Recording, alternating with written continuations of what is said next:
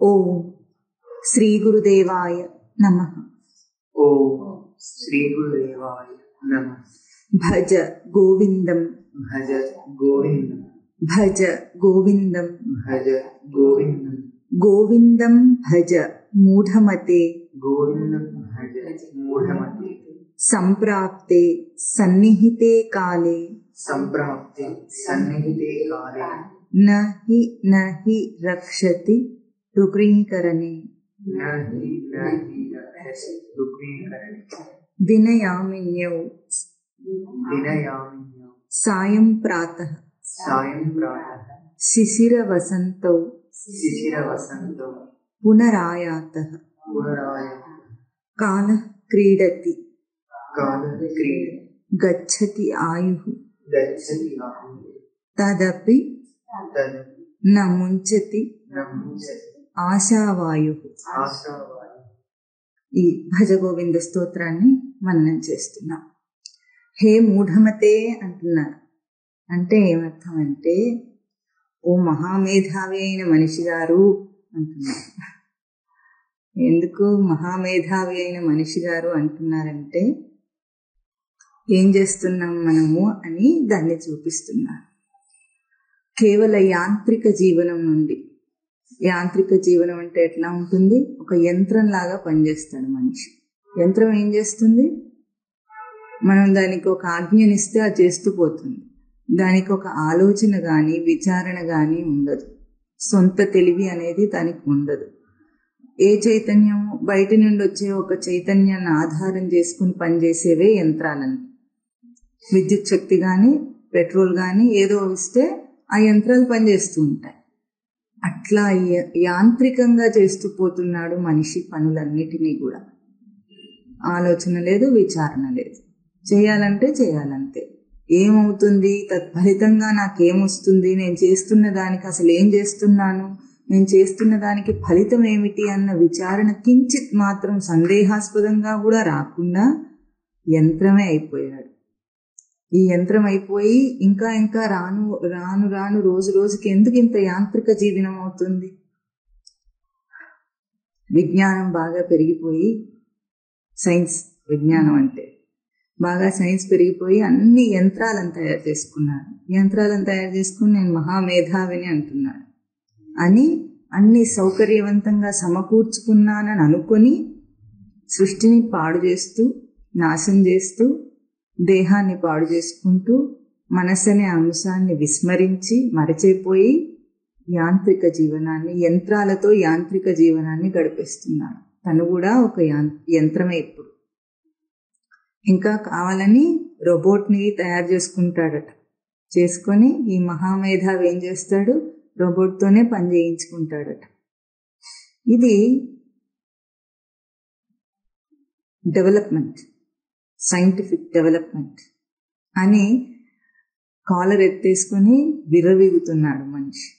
కానీ తన నుండి తాను ఎంత దూరం పరిగెత్తిపోయాడో, ఎటువంటి తప్పుడు దిశలో పరిగెత్తాడో కూడా తెలియటం లేదు. పరిగెత్తితే పోనీ సరైన దిశలో పరిగెత్తుంటే మళ్ళీ వెనక్కి తీసుకురావాలంటే వెనక్కి వెళ్ళిన దారినే వెనక్కి రావచ్చు. కానీ తప్పుడు దిశలో పరిగెత్తాడు. తప్పుడు దిశలో పరిగెత్తితే ఏమైంది, వెనక్కి వస్తే మళ్ళీ తన మూల స్థానాన్ని అందుకోలేనంత దూరంగా పరిగెత్తిపోయాడు. అందుకే హే మూఢమతే అంటున్నారు ఇక్కడ శంకరాచార్యులు వారు. నువ్వు చేసేవి ఏవి కూడా నిన్ను రక్షించవు. హి నిశ్చయంగా నరక్షతి నరక్షతి నరక్షతి. నువ్వు ఇవన్నిటినీ విడిచిపోయేవాడివి, నీ వెంట తీసుకుపోలేవు ఇవన్నీ కూడా అని ఒక హెచ్చరికను చేసి ఒక ఆదేశాన్ని ఇస్తున్నారు. హే మూఢమతే భజ గోవిందం భజ గోవిందం గోవిందం భజ. భజన చేయుము, గోవిందుణ్ణి భజన చేయుము, గోవిందుణ్ణి భజన చేయుము అంటున్నారు.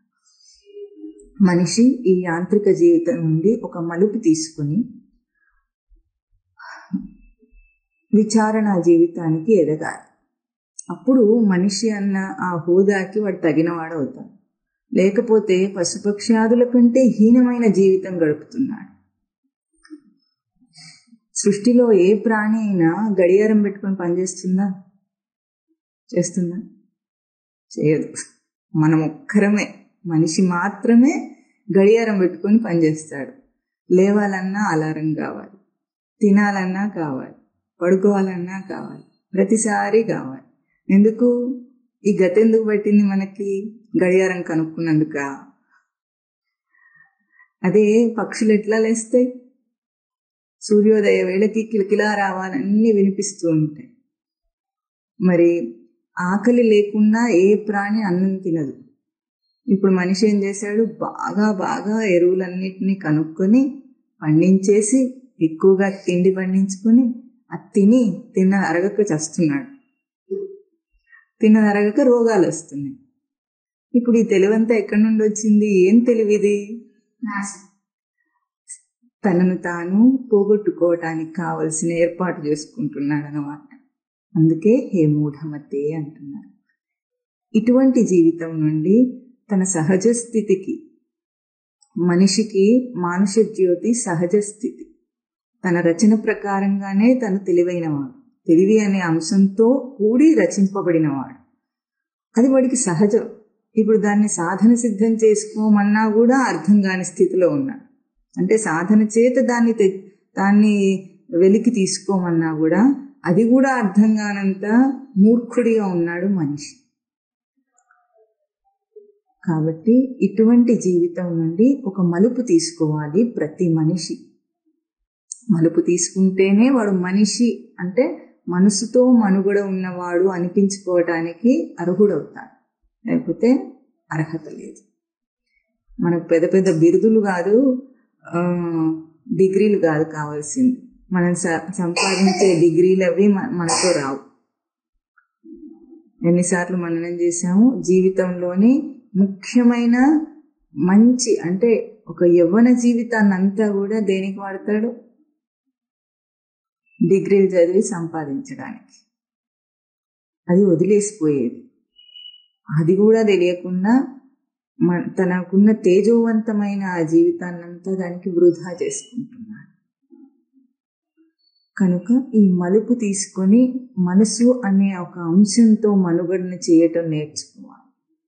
మనసు అనే అంశం తనకి ఎట్లా రచింపబడిందంటే అన్నిటినీ గ్రహించటానికి ఒక తేజో బిందువుగా, సృష్టి అంతా కూడా, సృష్టిలో ఏ ప్రాణికి ఏ అంశమునకు లేని ఒక తేజస్సు మనస్సుతో మనుగడ ఉన్న మనిషికి మాత్రమే ఉంది.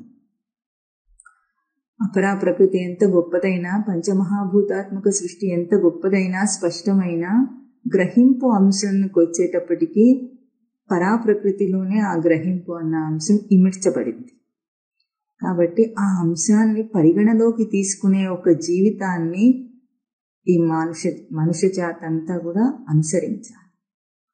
దానికోసమే కృషి చేయాలి. అది ఎట్లా ఉంటుంది? యంత్రంలాగా కాకుండా మనిషి ఎట్లా బ్రతకాలప్పుడు? సెన్సిబుల్ లైఫ్, గుర్తింపుతో కూడిన ఎరుక జీవితం. ఎరుక లేని జీవితం కాదు. ఎరుక అంటే తెలిసిన జీవితం. తెలియని జీవితం కాదు, తెలిసిన జీవితాన్ని బ్రతకాలి. మనమేమనుకుంటాం, నాకేం తెలియదు, నాకు అన్నీ తెలుసు లోకంలో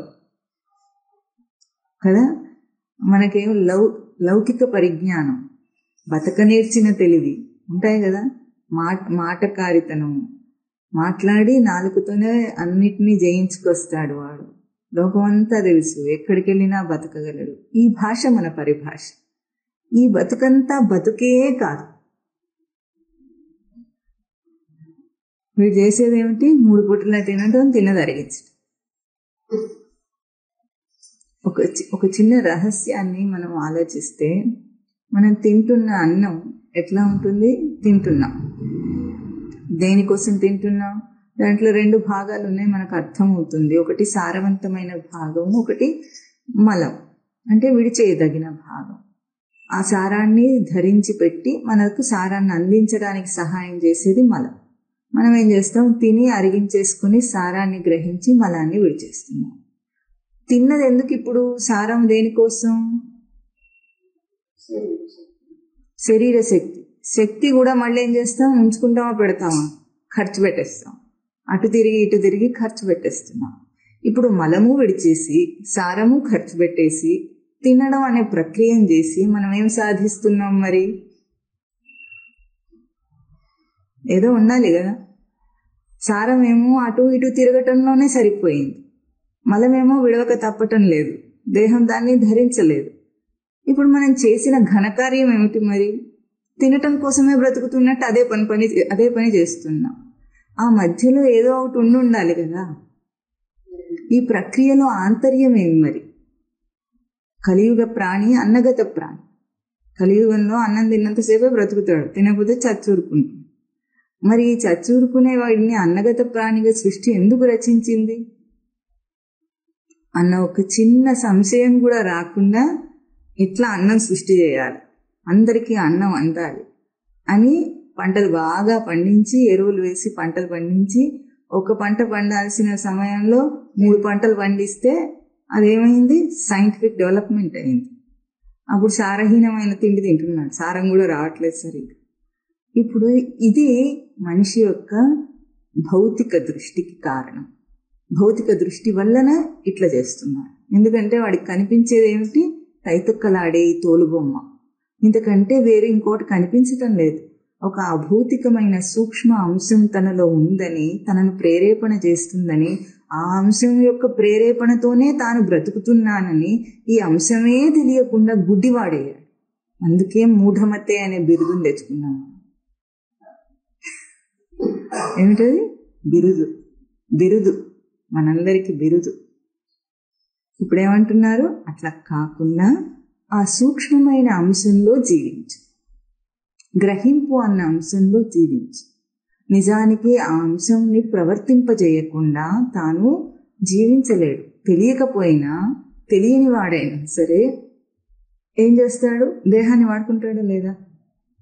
ఈ ఉపమానాన్ని ఇదివరకు కూడా మననం చేసాం. ఎట్లాగో డాక్టర్ ఉన్నాడు, డాక్టర్కి ఏం తెలుసు? దేహంలోని అన్ని ప్రక్రియలు బాగా తెలుసు కదా, చదువుకున్నాడు కనుక తెలుసు. మనందరికీ తెలుసా? తెలియదు. ఏ ఇంద్రియం ఎట్లా పనిచేస్తుంది, దానికి గ్రాహక నరాలు ఏమిటి, దాని లోపల ఉన్న లోపలి భాగాలు ఏమిటి మనకేం తెలియవు. తెలిస్తే కాస్తో కూస్తో చదువుకున్నంతలో తెలుస్తుంది చదివినంత వాడికి. తెలియకపోయినా మనం ఎట్లా వాడుకుంటున్నామా లేదా? మనకేమైనా కంటితో చూడటం రాదా?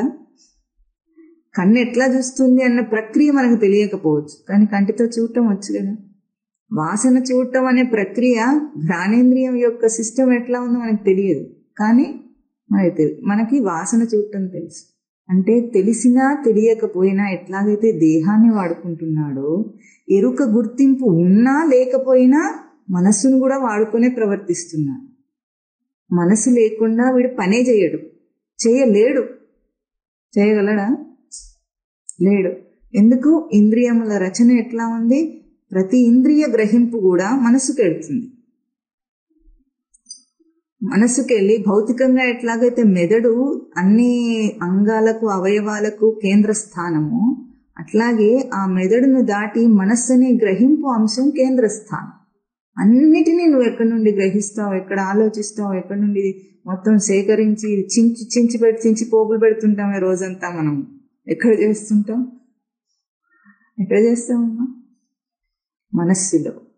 మనస్సులోనే ఆలోచిస్తాడు, మనస్సులోనే బాధపడతాడు, మనస్సులోనే సంతోషపడతాడు, మనస్సులోనే అన్ని చేస్తాడు. తిట్టుకుంటాడు ఎక్కడ? తర్వాత బయటికి తిడుతాడు. మనసులో తిట్టుకొని బయటికి తిడుతాడు. అన్నీ చేస్తున్నామా, కానీ దాని మీద గుర్తింపు లేదే. అయ్యో పాపం, అట్లా ఉంది వీడి దుస్థితి.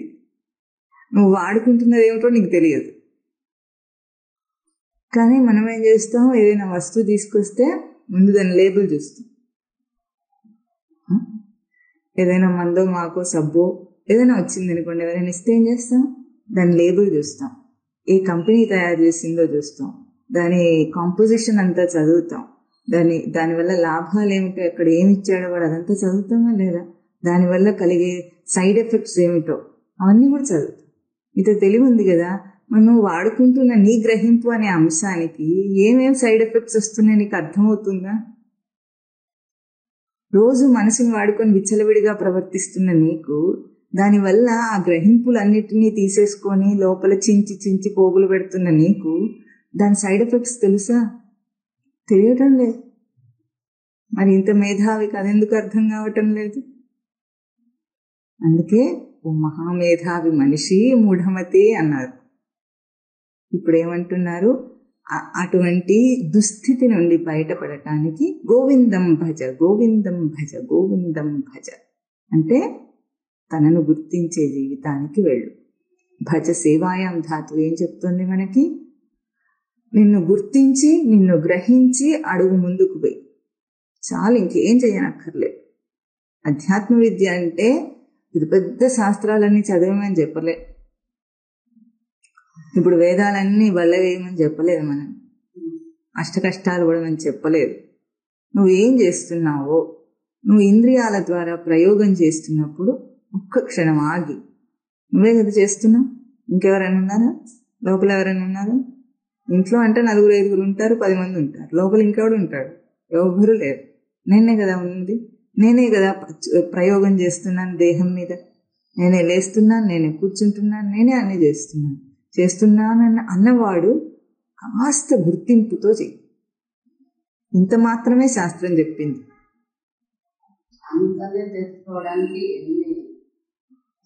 తెలుసుకోవడానికి నువ్వు కృషి చెయ్యి. ఎందుకు తెలియటం లేదు అంటే మనము వ్యతిరేక దిశలో పరిగెత్తిపోయాం. మరి అంత దూరం వెనక్కి రావాలా? ఇప్పుడు దారి కనుక్కుంటూ వెనక్కి రావాలా వద్దా? వస్తే అయిపోయింది, తెలుస్తుంది. చేయకుండానే నాకు రాలేదు అనటము ఉత్తి మాట. గచ్చన్ పిపీలికో యాతి యోజనానాం శతాన్యపి అగచ్చన్ వైనతేయోపి పదమేకం న గచ్చతి. అంటే ఒక అడుగు ముందుకు వేసి ప్రయాణం మొదలు పెడితే, పిపీలికం అంటే చీమ అయినా సరే శతయోజనములు అంటే 100 యోజనములైనా అది ప్రయాణం చేస్తుంది. అది ఎంత నెమ్మదిగా నడిచేదైనా సరే. కానీ అగచ్చన్ వైనతేయ, వైనతేయుడు అంటే గరుత్మంతుడు, గరుడ పక్షి. గరుడ పక్షి కదలకుండా కూర్చుంటే దానికి ఎంత వేగం ఉన్నా, వెళ్లే సామర్థ్యం ఉన్నా, కదలకుండా కూర్చుంటే ఒక్క అడుగు కూడా వేసింది కాదు అది. అట్లాగే మనం ప్రయత్నమే చేయకుండా నాకు రాలేదంటే, ఏది నేను చెయ్యాలని అనుకుంటున్నాను, సరిగ్గా చెయ్యి. ఏది చెప్పారు? సరిగ్గా అది చెయ్యి. ఏం చెప్పారు? ఎరుక గుర్తింపు జీవితం. ఇంతే, ఎరుక గుర్తింపు జీవితం. ఎవరేది చెప్తే అది ఇన్నాళ్ళు చేస్తూ వచ్చారు. లోకంలో ఎంతమంది తల్లిదండ్రులు, లోకము, బయట అందరూ ఏవేవి నేర్పిస్తే అవి నేర్చుకుంటూ వచ్చారు. ఇప్పుడు ఏం చేయాలట? కాస్త నీ సొంత తెలివి ప్రయోగించి, అంతే కదా. చెప్పింది ఏమిటి? పెద్ద బండనెత్తే అంత బరువు ఏమి ఇవ్వలేదు మనకి. భారం ఏం లేదు, బరువు లేదు. ఇక్కడ కేవలము విచారం. విషం ఇచ్చి తినమంటే తింటామా?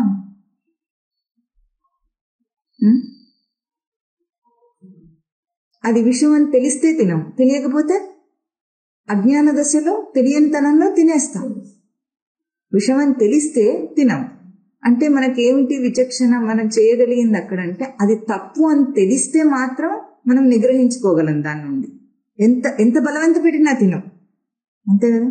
విషం అని తెలిసిన తర్వాత మనం అది నమ్మితే గనుక, మన ప్రియమైన వాళ్ళు ఇచ్చారనో, మన నమ్మకస్తులు ఇచ్చారనో, మనకు చాలా ఫ్రీగా వచ్చిందనో, లోకంలో ఫ్రీగా వస్తే ఏదైనా తీసుకుంటారా, అట్లాగనో మనం తినము.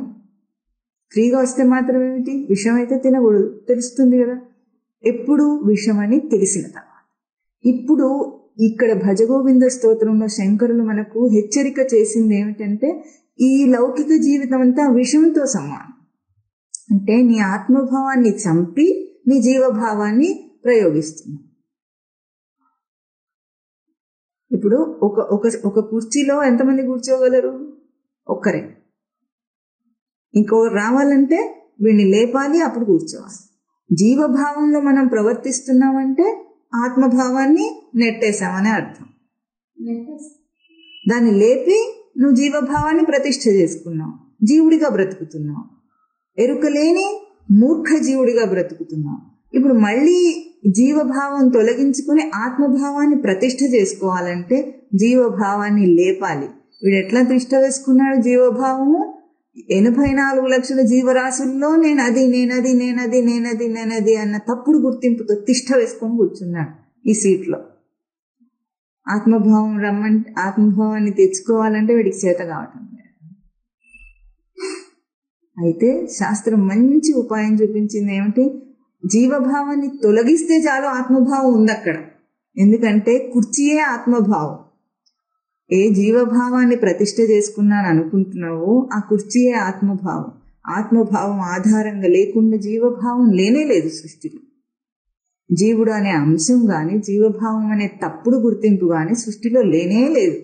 ఆ లేనిదాన్ని ఇప్పుడు నువ్వు తెచ్చుకున్నావంటే అర్థం ఏమిటి? దేని ఆధారంగా కూర్చోబెట్టావంటే కుర్చీలో ఉన్న ఆత్మభావాన్ని లేపి కాదు, కుర్చీయే ఆత్మభావం, దాంట్లో జీవభావాన్ని ప్రతిష్ఠ చేసుకున్నావు కనుక జీవభావం తొలగించు. ఇంతే. జీవభావం ఏమిటి? నేను ఫలానా అన్న గుర్తింపులో ప్రతిష్ఠ అయిన వాడు నేనది కాదు అని తెలుసుకోవాలి. ఇంత మాత్రమే. నీకు తప్పుడు ఐడెంటిటీ కార్డు ఇచ్చారు.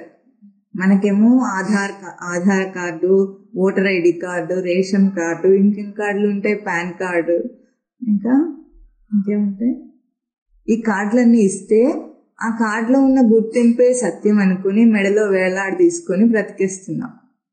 ఇది లేకపోతే అది ఉండదు, ఇది లేకపోతే ఆధార్ కార్డు లేకపోతే ఏమేమి ఉండవు మనకి. ఆధారమే అది అన్నట్లు వాడు ఇచ్చాడు, మనం తీసుకున్నాం. ఇప్పుడు ఆ ఆధార్ కార్డులో ఉన్న గుర్తింపు తప్పని మూఢమతే అని శంకరాచార్యులు చెప్తున్నారు.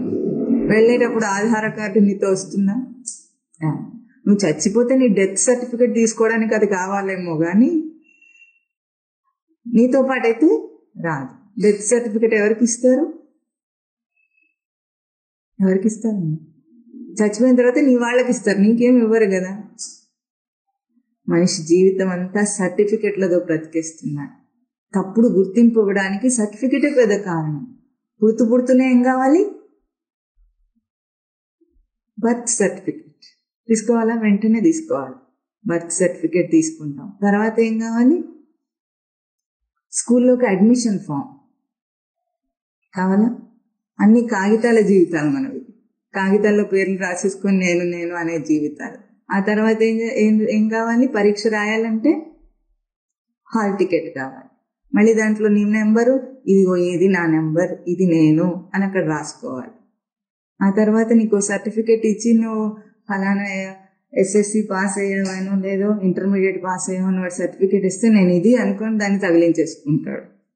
ఆ తర్వాత డిగ్రీ ఇస్తే మళ్ళీ ఒక సర్టిఫికెట్ తగిలించుకుంటాడు. ఇట్లా జీవితం మళ్ళీ చేస్తే డెత్ సర్టిఫికెట్. పరీక్ష రాయాలంటే క్వశ్చన్ పేపర్. పాస్ అయ్యావో చూసుకోవాలంటే ఆన్సర్ షీట్ అంటావు దాన్ని. అన్ని పేపర్ల జీవితాలు. జీవితంలో నీకంటూ గుర్తింపు ఏమిటి? కాగితమా? ప్రమాణం ఏమిటి? నువ్వు బతుకున్నావంటే నువ్వు సాక్షాత్గా నడిచి వెళ్ళినా వాడు నువ్వు ఉన్నావా లేదా అని నీ బర్త్ సర్టిఫికెట్ అడుగుతాడు.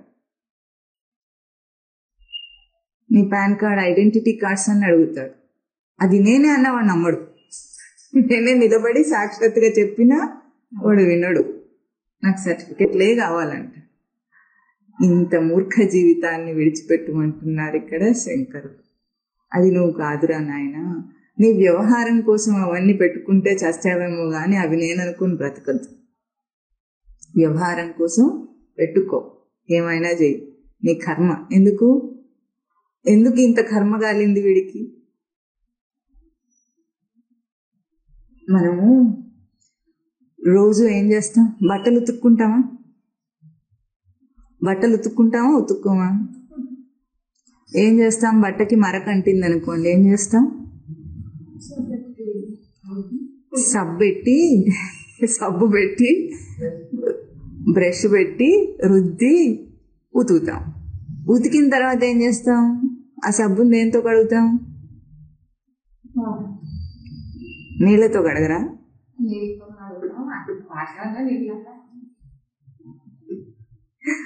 నీళ్లతో కడిగేస్తాం. ఆ నీళ్లతో కడిగిన బట్టని అట్లాగే కట్టేసుకుంటామా? ఆరబెడతాం. అంటే మనం మరకను ఏం చేస్తాం, సబ్బు పెట్టి ఉతుకుతాం, సబ్బును వదిలిస్తాం, మళ్ళీ నీళ్లతో సబ్బును వదిలించి నీళ్ళను కూడా ఆరబెట్టేస్తాం.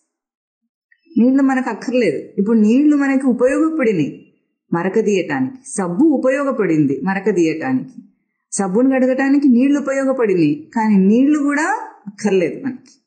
అట్లాగే మరి ఇంత కర్మ మనకెందుకు అంటే, ఎందుకు ఉతకాలి, ఇంత ప్రక్రియ ఎందుకు చేయాలంటే మనకు అంటించుకున్నందుకు, అంతే కదా.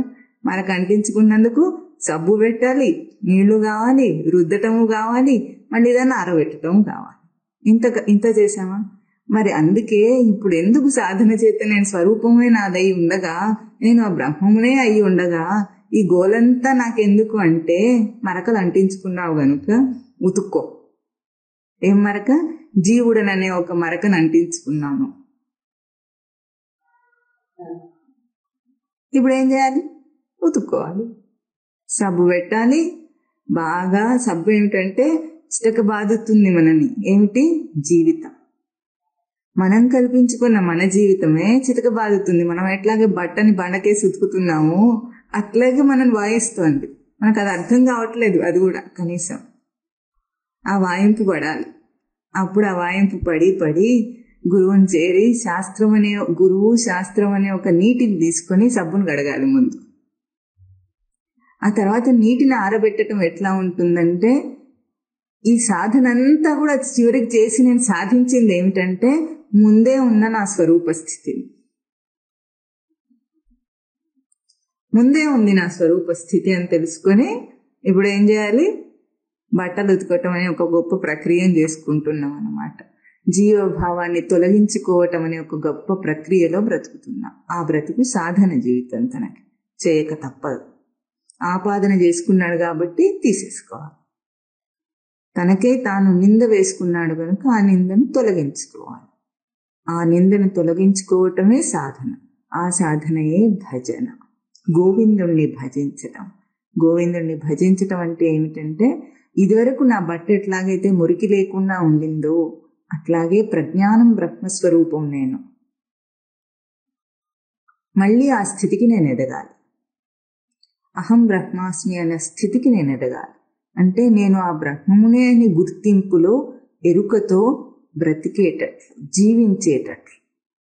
కేవలము వాచా వేదాంతం కాదు, వాక్యంలో అనటం కాదు. ఆ జీవితాన్ని సాధన చేత సిద్ధింపజేసుకొని ఆ జీవితాన్ని జీవించాలి. జీవించిన వాడే అది నేను అనగలడు. తెలుసుకున్నవాడు అది నేనంటే ఎట్లా ఉంటుంది? గొర్రెపిల్ల వచ్చి సింహాన్ని నేనంటే ఎట్లా ఉంటుంది? గొర్రెపిల్ల గాంభీర్యానికి ఎవరైనా భయపడతారా? భయపడరు. ఏం చేస్తారు? గొర్రెపిల్ల నేను సింహాన్ని అంటే మనం ఏం చేస్తాం? షుపో అంటామా? పోవతలికి అంటామా? అట్లా ఉంటుంది. కేవలం వాచా వేదాంతం అయితే తాను సాధన చేత సిద్ధింపజేసుకుని గర్జించి ఇప్పుడు సింహాన్ని అన్నాడు. ఆ పౌరుషాన్ని తెచ్చుకొని, అదే పురుష ప్రయత్నం. పురుష ప్రయత్నం చేత తాను తన నిజస్వరూపాన్ని ఎట్లా ఎంత సాధన చేత సాధిస్తాడు. ఏ సోపానంలో మనం ఎక్కడికైనా ఎక్కాలంటే ఏం చేస్తాం? ఆధారం తీసుకుంటామా లేదా? అంతే. జీవితంలో ఇవన్నీ ఆధారాలు. మనకి సాధన సోపానాలన్నీ ఆధారాలు. ఈ ఆధారం తీసుకొని మనం పైకెక్కుతున్నాం. అదే భజ గోవిందం, భజ గోవిందం. ఇప్పుడు పోయిన వారం మననం చేస్తున్న చరణంలో ఎట్లా వచ్చింది? జీవుణ్ణి ఉంచుకు రావటానికి ఏం చేసింది సృష్టి?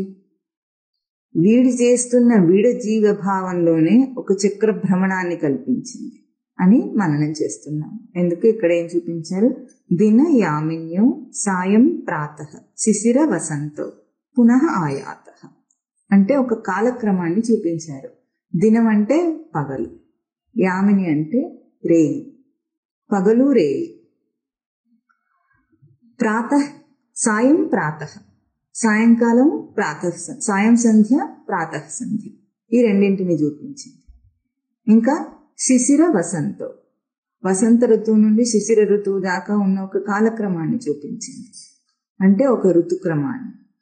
తర్వాత ఈ శిశిర వసంతో పునః ఆయాతి అంటే ఇవి ఎట్లా ఉన్నాయి? ఇవన్నీ కూడా రాత్రి పగలు, సాయం సంధ్య ప్రాతః సంధ్య, ఋతువులన్నీ మారటం, సంవత్సరములు మారటం అనే ఒక కాలక్రమాన్ని మనం అనుసరిస్తున్నాం. ఇవి మన జీవితంలో మళ్ళీ మళ్ళీ పునః పునః ఆయాత వస్తూనే ఉన్నాయి. తెలుస్తుంది మనకు. క్యాలెండర్ ప్రతి సంవత్సరం మార్చేస్తున్నాం. ఇది బాగా తెలుసు. ఈ చక్ర భ్రమణంలో ఇరికించిందట మనం. ఎందుకు? పోయిన వారం ఎట్లాగో గానుగలో నూనె పెట్టాలంటే ఏం చేస్తాం? ఎట్లా గానుగలో నూనె పెట్టాలంటే దానికి ఒక దారి చూపించి ఎద్దుకి దానికి కళ్ళకు గంతలు పెడితే అది తిరుగుతూ చేస్తూ ఉంటుంది. అట్లా నిన్ను కూడా ఏం చేసింది? తిప్పుతోంది కాలక్రమంలో. తిరుగు అని. వీడికి ఎప్పటికైనా బుద్ధి వస్తుంది. ఎందుకు అంటే చితక బాదుతుంటే ఆ నొప్పి తన దాకా పోతుంది. తన గ్రహింపుకి ఆ బాధ, పీడ, జీవభావపు పీడ అందుతుంది. ఎందుకు ఎందుకు ఎందుకు అన్న ప్రశ్న వేసుకుంటాడు. ఆ ప్రేరణ తనకు లోపల నుండే వస్తుంది. వచ్చిన వాడు ఏం చేస్తాడు? మలుపు తిరుగుతాడు. మలుపు తిరిగి తెలుసుకునే ప్రయత్నం చేస్తాడని ఒక చక్ర భ్రమణంలో ఇరికించి వదిలేసింది. ఆ చక్ర భ్రమణంలోంచి బయటపడ్డ వాడేమవుతాడు? కర్మ ఆవృత్తి నుండి బయటపడతాడు. కనుక ఆ విషయాన్ని మననం చేస్తూ వచ్చాం. కాలము, భౌతిక కాలానికి సంబంధించిన కొన్ని వివరాలు మనకు జ్యోతిష్ శాస్త్రం చూపిస్తోంది. అవన్నీ కూడా చాంద్రమానం, సౌరమానం అని ఉంటాయని, చాంద్రమానాన్ని అనుసరిస్తున్నామని, అంటే కేవలము అధిష్టాన స్వరూపాన్ని ఉన్నట్టుగా గ్రహించలేని జీవుడు ఏం చేస్తాడు? సాధన, ఆచరణ అనే ఒక ఆచరణ స్వరూపంతో తన తేజస్సును గ్రహిస్తాడు. అదే చాంద్రమానం. తనకి సౌరమానం అంటే ఎట్లా ఉంటుంది? కేవల అధిష్టాన స్వరూపపు కొలత. అది తీసుకోలేకుండా స్థితిలో ఉన్నాడు. కేవలం ఆయన అధిష్టానాన్ని తీసుకోలేకపోతున్నాడు జీవుడు. కనుక ఇప్పుడు వీడికి ఏం కావాలి? సాధన, ఆచరణ అనేది ఒక తేజస్సు కావాలి. అది ఎట్లాగో పరావర్తనమై సూర్య రశ్మి ఎట్లా పరావర్తనమై చంద్రుని మీద పరావర్తనమై చల్లగా ఔషధులను ఇస్తుంది మనకి. అంటే ఔషధులు అంటే దేనికి? భూమి మీద ఉన్న ఈ పంటకి ఔషధులు ఏం చేస్తున్నాయి? పుష్టినిస్తున్నాయి. ఆ తేజస్సుతో పుష్టిని తీసుకుంటుంది. అట్లాగే మన సాధన భూమికి, మన ఆచరణ అనే సాధన ఆహ్లాదం ఏం చేస్తుంది? ఆ తేజస్సు మనకు పుష్టి ఇస్తుంది. పుష్టి ఇచ్చి మన జిజ్ఞాసను తీరుస్తుంది. ఔషధులంటే ఔషధాహే ధాతు, జిజ్ఞాస. ఆ జిజ్ఞాసని మనకు పూర్ణం చేస్తుంది. ఆ జిజ్ఞాసయే మన కర్మకు ప్రేరణ. ఏ ప్రేరణతో జీవుడు ఇవన్నీ చేస్తున్నాడో అది మననం చేస్తూ వస్తున్నాం. మనం ఏ ప్రేరణతో చేస్తున్నాడో వాడివన్నీ తనకేం కావాలి అంటే తానే కావాలి, ఇంకెవడు అక్కర్లేదు వీడికి. బయటికి అది కావాలి ఇది కావాలన్న వీడి భ్రాంతి, నటన. వీడికి ఏం అక్కర్లేదు అసలు. నిజానికి ఏం కావాలి? తానే కావాలి. ఆ తానే కావాలన్నదే తనకు దిన శబ్దం చేత ఇక్కడ చెప్పబడింది. దిన యామిన్యం అంటున్నారు. దినం అంటే దో అవఖండనే ధాతు. అవఖండనం అంటే వేరు చేయటం, ఖండించి తీసేయటం. ఇప్పుడు ఇక్కడ దిన శబ్దానికి ఒక పగటి పూట అన్న అర్థం వచ్చిందని. పగటిని అసలు మనం ఎట్లా చెప్తున్నాం? పగలు రేయిని భేదం ఎట్లా చేస్తున్నాం మనం?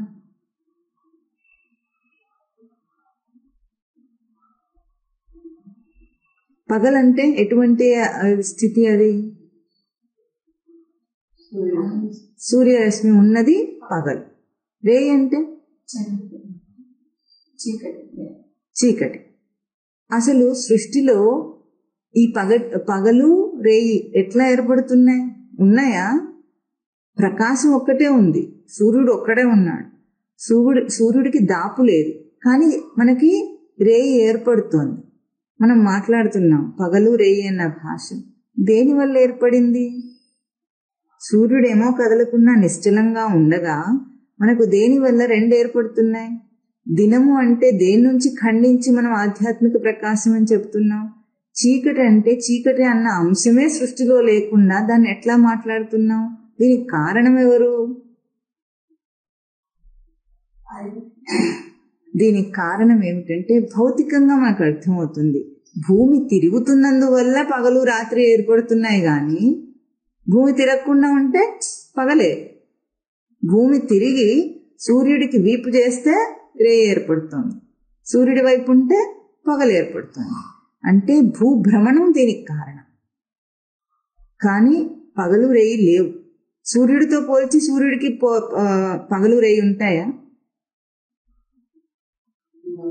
ఉదయం అస్తమయం ఉంటాయా సూర్యుడికి? సూర్యుడితో పోల్చి లేవు. కేవలం మనతో పోల్చి మనకున్నాయి. ఎందుకు? భూమి తిరుగుతున్నంత మాత్రం చేతనే ఉన్నాయి.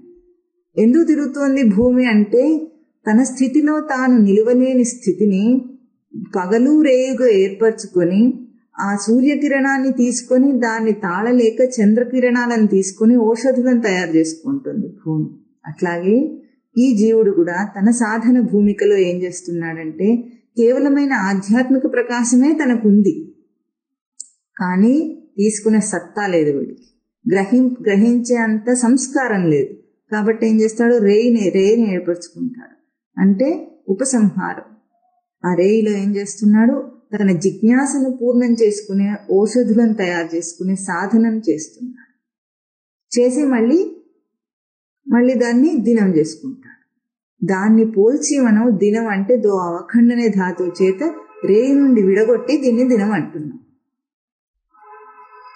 అట్లాగే స్వరూపం నుండి తన జీవభావపు ఒక ఆచ్ఛాదనను ఒలిచేస్తే, ఎట్లా ఒలిచేయటం అంటే ఒక పండు ఉంది, పండుని చూసి మనము బయట తోలుతో సహా కొబ్బరికాయ ఉందనుకోండి, కొబ్బరికాయ తిను అంటే మనం ఏం చేస్తాం? కాయని ఇట్లా నవ్వులు తింటాం. ఏమిటి ఏం చేస్తాం? పైన పెంకులు తీసేసి తింటాం.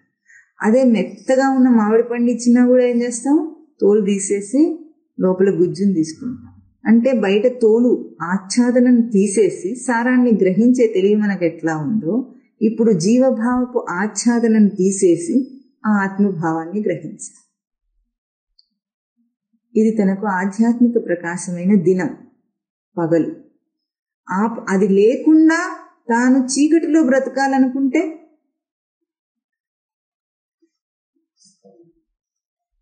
ఏమవుతుంది? కొబ్బరికాయ అట్లాగే నమలాలని ప్రయత్నం చేస్తే పళ్ళు ఊడిపోతాయి. పళ్ళు ఊడిపోతాయి ఎట్లాగో నీకు కూడా పళ్ళు రాలుతాయి. ఏం రాలుతాయి? ఎట్లా? మన జీవితం అంతా పళ్ళు రాలగొడుతుంది. నేను పళ్ళు పట్టించుకుంటా అంటాడు వీడు తెలివి ఎక్కువ కదా. మనం ముందుగానే ఏం మనం చేసాం? వీడి తెలివి ఎంత తెలివి? చావు తెలివి.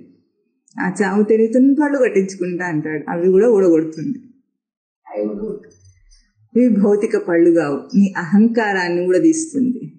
అహంకారం అంటే తప్పుడు గుర్తింపులతో ఏ ఐడెంటిటీ కార్డులను సర్టిఫికెట్లు వేసుకొని తిరుగుతున్నావో అవన్నీ నీ అహంకారపు ఆతతాయితనానికి అవి రుజువులు. ఇష్టం వచ్చినట్టు చెలరేగిపోతున్న నీ ఆతతాయితనం ఉందే అహంకారం చేత, వాటికి రుజువులు అవన్నీ. వాటన్నిటిని ఊడగొట్టేస్తా, ఒలిచి పారేస్తా అని మనకు ఏం చూపించింది? చావు అనే ఒక మార్పుని చూపించింది. చావు అంటే ఏమిటి?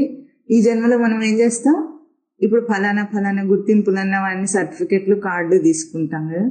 మరి చచ్చిపోతే ఏం చేస్తాం? అవన్నీ వృధా కదా. మళ్ళీ పుడితే మళ్ళీ బర్త్ సర్టిఫికెట్ నుండి మొదలు పెట్టాలా వద్దా? ఇంకో మనిషి అవుతాడు, అప్పుడు ఇంకో దేహంలోకి వస్తాడు, అప్పుడు ఇంకో ఫలానా పేరు పెట్టుకుంటాడు, ఇంకో ఫలానా గోత్రం పెట్టుకుంటాడు, ఇంకో ఫలానా గుర్తింపు పెట్టుకుంటాడు. అప్పుడు మళ్ళీ బర్త్ సర్టిఫికెట్ నుండి డెత్ సర్టిఫికెట్ దాకా మధ్యలో కాగితాలన్నీ పోగు చేసుకోవాలా వద్దా? చేసుకోవాలి. అందుకే ఇట్లా ఒక మార్పుని చూపించి నిన్ను చితగొట్టి ఏం చేస్తుంది? చెయ్యి చూస్తా ఎన్నాళ్ళు చేస్తామో అంటుంది. నీ ఓపిక, సృష్టికైతే చాలా ఓపిక ఉంది. నీ ఓపిక జీవుడా, నీ ఓపిక కల్పించుకో, కళలను కను, అట్లాగే అంటుంది. ఇప్పుడు దిన శబ్దం ఏం చేస్తుంది? దాని నుండి ఖండించిన ఒక ఆధ్యాత్మిక ప్రకాశపు జీవితాన్ని నీకు చూపిస్తుంది.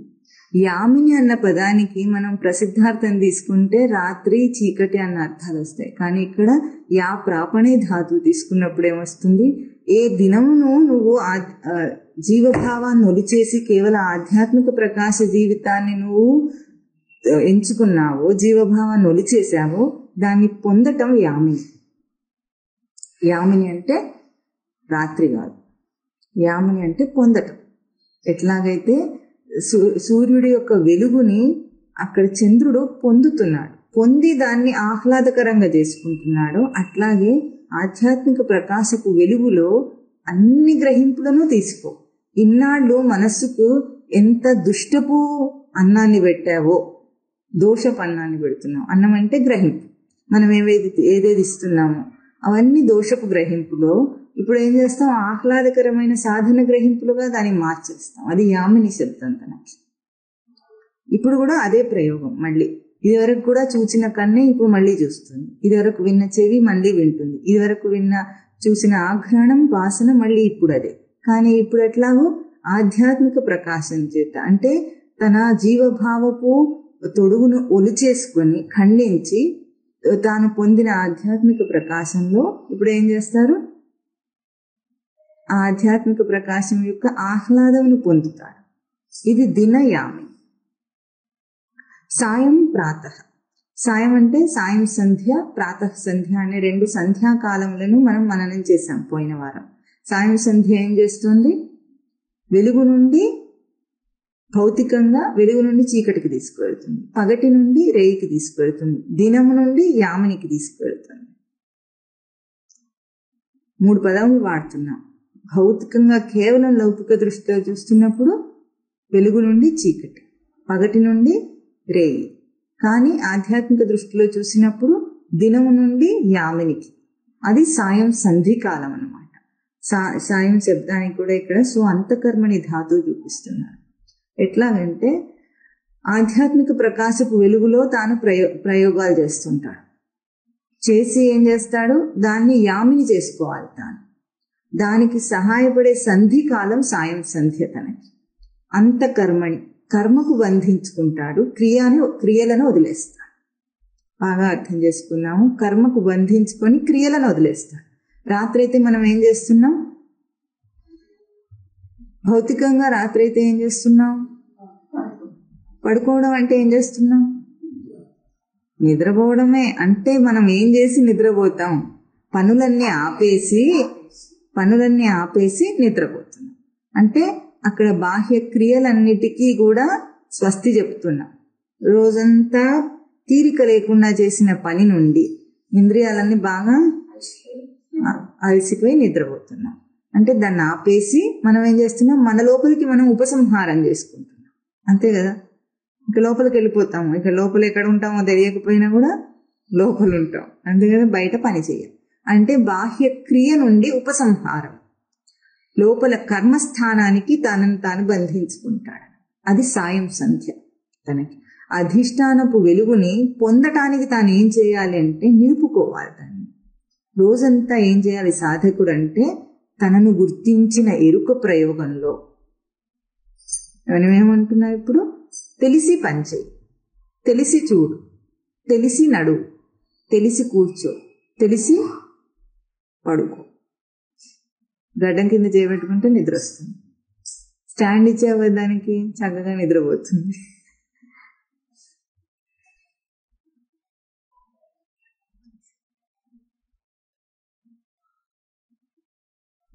ఇప్పుడు ఏం చేస్తున్నాం, రోజు ఎట్లాగా నిద్రపోతున్నాము, ఇప్పుడు ఆ ఉపసంహార క్రియను తను అవలంబిస్తాడు. ఇక్కడ ఏం చేస్తాడు, ఆధ్యాత్మిక ప్రకాశంలో దినం అనే ఆ లక్షణాత్మక ప్రవర్తనలో తాను ప్రవర్తించి, అంటే తెలిసి ఇంద్రియములన్నిటినీ ప్రయోగించి ఆ గుర్తింపును మనసుకిచ్చి, ఆ మనస్సు అది పొందేటట్లు చేయాలి. పొందేటట్లు అంటే యామిని.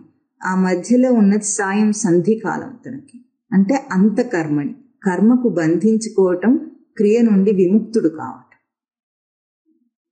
అంటే చాలు చేసిన పనులు. ఇప్పుడు ఏం చేయాలి, లోపల నేను పొందిన గ్రహింపుని ఒకరోజు సాధనకు అభ్యాసంగా ఏం చేద్దాము, ఈరోజు సాయం సంధ్యాకాలం దాకా పని చేసుకో, ఎంతనన్నా పని చేయి. ఏమేం పనిని నీకు నిర్దేశింపబడిందో, లౌకిక జీవితంలో నీకు ఏవేవి ఉన్నాయో అవి నువ్వు డ్యూటీస్ అని అనుకుని చేస్తున్నావు, చేయి.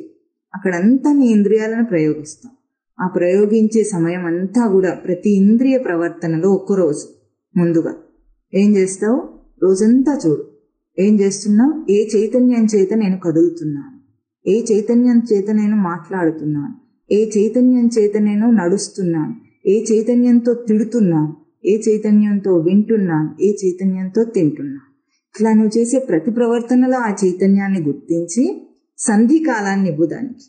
ఏం సంధికాలాన్ని ఇవ్వాలి? ఇక అంతకర్మణి. సాయం సంధ్య అంటే అంతకర్మణి తనకి. అంటే కర్మకు బంధించుకో, క్రియలను వదిలే. కాసేపన్నా, కనీసం కాసేపైనా ఏం చేయాలి? బయట చేసే పనిని ఆపేసి ఇప్పుడు ఏం చేయాలి? లోపల నువ్వు ఇంతసేపు ఏ తేజస్సును ప్రయోగించి చైతన్యాన్ని గుర్తించావో ఆ చైతన్యం యొక్క నిజ స్వరూపం చూడు. అంటే చూడకుండా ఉన్న కన్నుకి తేజస్సు ఎట్లా ఉందో కళ్ళు మూసుకుంటే కనిపిస్తుంది. నీకు తెలుసా, నిజానికి కళ్ళు మూసుకుంటే మనకేమనిపిస్తుంది? చీకటి ఉందనిపిస్తుంది. కళ్ళు తెరిస్తే వెలుగున్నట్లు కనిపిస్తుంది. కానీ నిజానికి కళ్ళు మూసుకుంటే లోపల ఆత్మప్రకాశం ఉంది. కళ్ళు తెరిస్తే బయట దృశ్యం అనే ఒక చీకటి జీవితం కనిపిస్తుంది. ఇప్పుడు కళ్ళు మూసుకుని కర్మకు బంధించుకో. కర్మ అంటే నీ లోపలి స్థానం. ఆ లోపలి స్థానానికి బంధించుకొని బయట పనిని కాసేపు ఆపేసి ఇప్పుడు సంధికాలం చేయటాను. దినం నుండి యామిని చేయి. అది యామిని కావాలంటే రోజంతా నువ్వు కాస్త ఎరుకలో ఉండి ప్రవర్తించాలి. ఇష్టం వచ్చినట్టు ప్రవర్తించి కళ్ళు మూసుకుంటే చీకటే కనిపిస్తుంది. గుర్తించి ప్రవర్తిస్తే కళ్ళు మూసుకుంటే ఆత్మ ప్రకాశం కనిపిస్తుంది. అది దినము యామిని. దానికి మధ్యలో ఉన్నది సాయం సంధ్య. ఆ సాయం సంధ్య కాలంలో భగవన్నామ స్మరణ చేయమని మనకు శాస్త్రం చెప్పింది. ఆ కళ్ళు మూసుకున్న తర్వాత నీలో ఉన్న ఈ చాట్లో ఉన్న భగవాన్ లక్షణాలు, శక్తి, జ్ఞాన, తేజో, వీర్య, బల, ఐశ్వర్యములనే భగవాన్ లక్షణములను ఒక్కసారి లోపల దర్శనం చెయ్యి. ఇప్పుడు ఏ శక్తి చేత నీ కన్ను చూస్తోంది? ఏ తేజస్సు చేత ప్రసరించి చూపు గిరళాన్ని ప్రసరించి ఈ దృశ్య ప్రపంచాన్ని చూసి అంత విర్రవీగుతుందో దాన్ని ఉపసంహార క్రియలో ఒకసారి దర్శనం చెయ్యి. అది సాయం సంధ్యాకాలంలో చేయాలి. ఆ భగవన్నామ స్మరణ అంటే ఆ భగవాన్ శక్తిని, తన నియామక శక్తిని నేనుండి చూస్తున్నాను. కను చూస్తున్నా, నేనున్నానా? నేనుండి చూస్తున్నాను. అది నియామకం, సృష్టిని నియమించే ఈశ్వర స్వరూపం. అది దాన్ని దర్శనం చేస్తే అప్పుడు యామిని అనే ఒక దశను పొందుతాడు. యామిని, దినము యామిని. ఆ సాయం సంధ్య కాలంలో యామిని మళ్ళీ పునరాయాత, మళ్ళీ ఏమవుతుంది? యామిని మళ్ళీ దినానికి వెళ్తుంది. వెళ్ళినప్పుడు అప్పుడేమంటాం? ప్రాతః సంధ్య అంటాం. ప్రాతః సంధ్య అంటే సాయం సంధ్య. ప్రాతః సంధ్య అంటే ఉదయం, ఉషకాలం. ఉషకాలాన్ని ప్రాతః సంధ్య అంటాం. మన భౌతిక భాషలో సూర్యోదయ కాలం.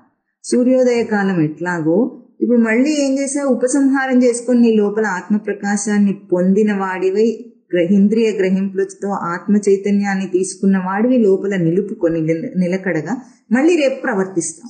ఎట్లాగైతే రాత్రి పడుకుని రేపు లేస్తున్నామో అట్లాగా ఇప్పుడు లేచి చూడు ఏం కనిపిస్తుందో నీకు. నువ్వు పొందిన వాడివైతే మళ్ళీ నీ ఇంద్రియాల ప్రయోగంలో నీకు అదే కనిపిస్తుంది. నువ్వు పొందని వాడివైతే నీకు చీకటి కనిపిస్తుంది.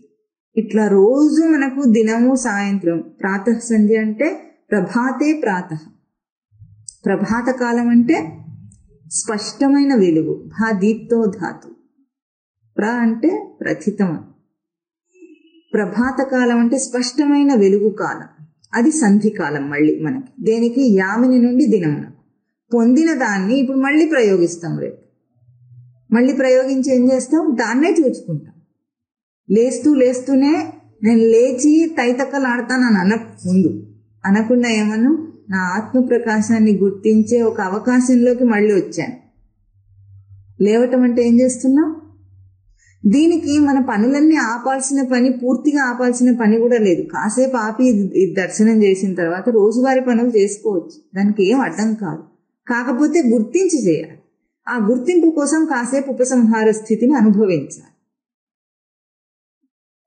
ఇప్పుడు ఏమంది, లేస్తూ లేస్తూ ఏం కావాలి, ప్రభాత కాలం కావాలి. అది అంటే తన స్పష్టమైన వెలుగుని మళ్ళీ దినంలోకి ప్రవర్తింపజేయాలి. ఆధ్యాత్మిక తేజస్సు చేత మొత్తం మనకి ఎట్లా ఉంది, ఇప్పుడు ఈ దేహం ఒక చిల్లుల బుట్ట అనుకుంటే దీని లోపల ఒక ఆధ్యాత్మిక ప్రకాశం వెలుగుతుంటే ఈ నవద్వారపురమైన దేహంలోంచి నవద్వారాల నుండి ఆ తేజస్సు బయటికి చిమ్ముతోంది.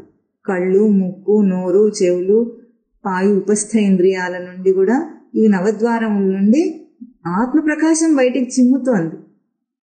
దాన్ని చూడు కాస్త, ఎంతసేపు బయట బయట బయట.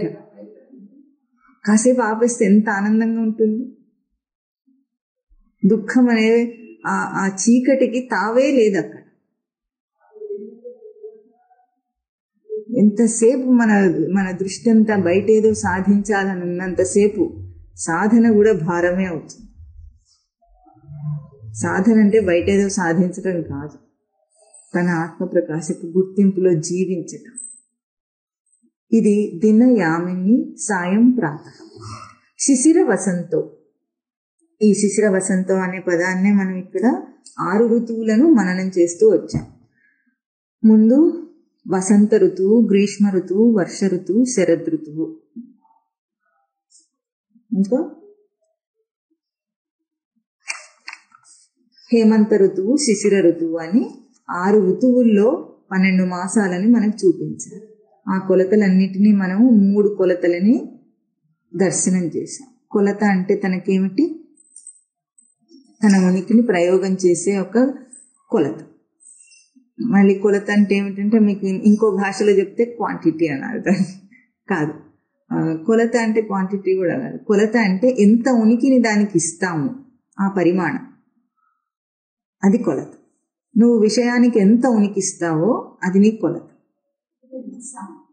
సమయం, ఎంత సమయం కాదు, అది సత్యం అని నువ్వు ఎంతసేపు అంటే అది కొలత. ఇప్పుడు ఆ 3 కొలతలని వసంత ఋతువు, గ్రీష్మ ఋతువు, వర్ష ఋతువు అని సాధన కొలతలుగా తీసుకొని చైత్ర, వైశాఖ, జ్యేష్ఠ, ఆషాఢ, శ్రావణ, భాద్రపద మాసాలని పోయిన వారం మనం మననం చేశాం. చివరికి ఎక్కడికి వచ్చామంటే వర్ష ఋతువులో శ్రావణ భాద్రపద మాసాలు వస్తాయి. శ్రావణం అంటే తన సాధన చేత శ్రవణమన నిధిధ్యాసనలని సాధన సంపత్తిని తాను కూర్చుకుని, భద్రపదం అంటే దాన్ని రక్షించుకునే ఒక ప్రవర్తన. అక్కడి దాకా మనము ఆ ఋతుక్రమాన్ని మననం చేశాం. ఇప్పుడు తర్వాత ఏమంటున్నారు, శరదృతువు అంటున్నారు. శరదృతువు అంటే శృణాతి పంకమితి శరత్ తస్య ఋతుః శ్రూహింసాయాం ధాతు. శరదృతువు అంటే శ్రూహింసాయాం ధాతు. దేన్ని హింసిస్తుంది అంటే ఇక్కడ నిర్వచనం ప్రకారంగా పంకం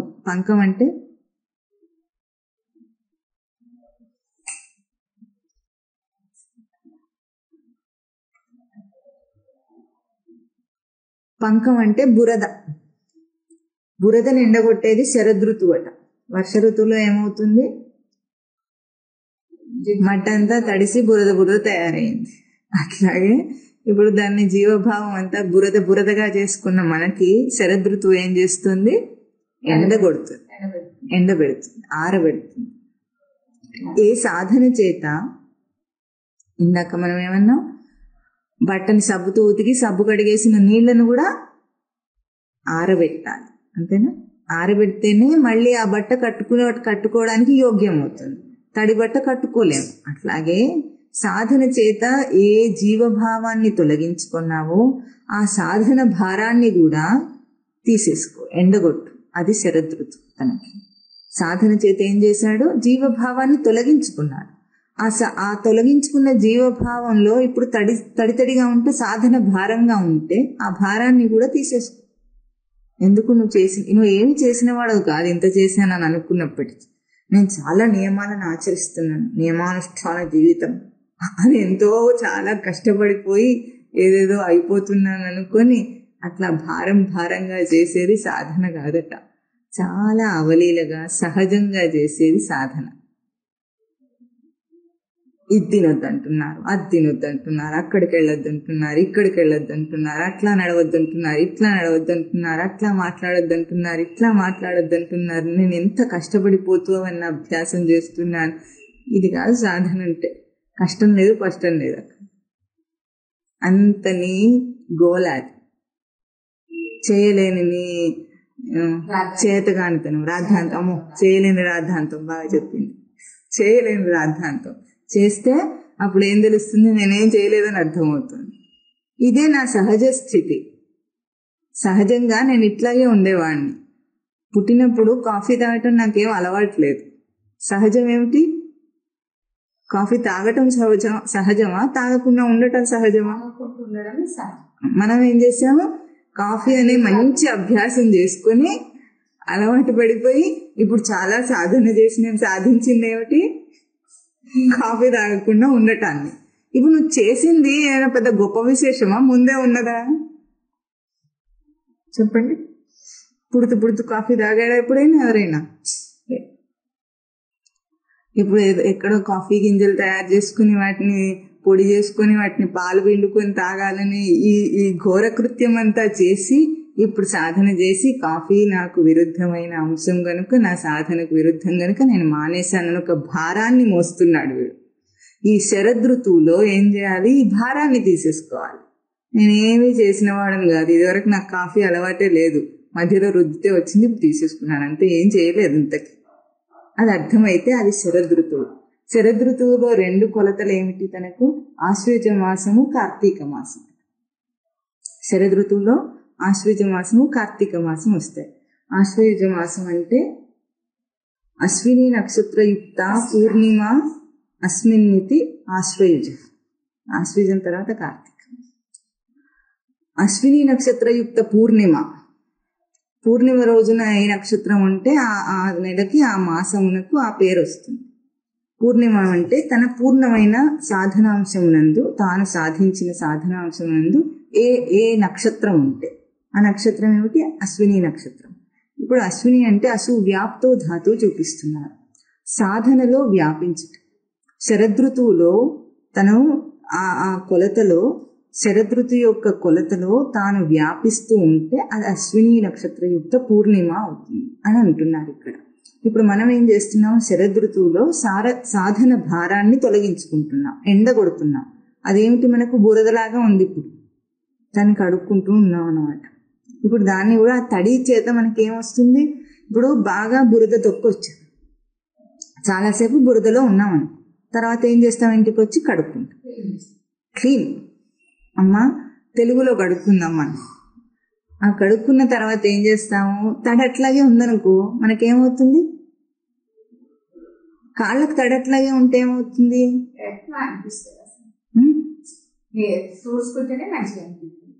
తూడ్చుకుంటేనే మంచిగా అనిపిస్తుందట. అంటే ఆ తడి కూడా మనకి చివికింపజేస్తుంది. అంటే ఆ తోలుని, ఆ చర్మాన్ని ఏం చేస్తుంది? తడి చివికింపజేస్తుంది. అది మంచి చేసింది మనకి. ఏం చేసింది? మనం బురద కడుక్కోవడానికి ఉపయోగపడింది. కానీ ఆ తడి కూడా మనకుంటే చివికింపజేస్తుంది. ఎట్లాగో అంత పాచిపెట్టి పగుళ్ళు వచ్చి ఫంగస్ వస్తుంది ఎట్లాగో, అట్లాగే సాధన చేసి తన స్వరూపాన్ని సాధించి సాధన భారాన్ని గనక మోస్తే అప్పుడు ఏమవుతుంది? వాడు సాధనలో వ్యాపించిన వాడు కాదు. ఇప్పుడు నేను ఇంత చేశాను,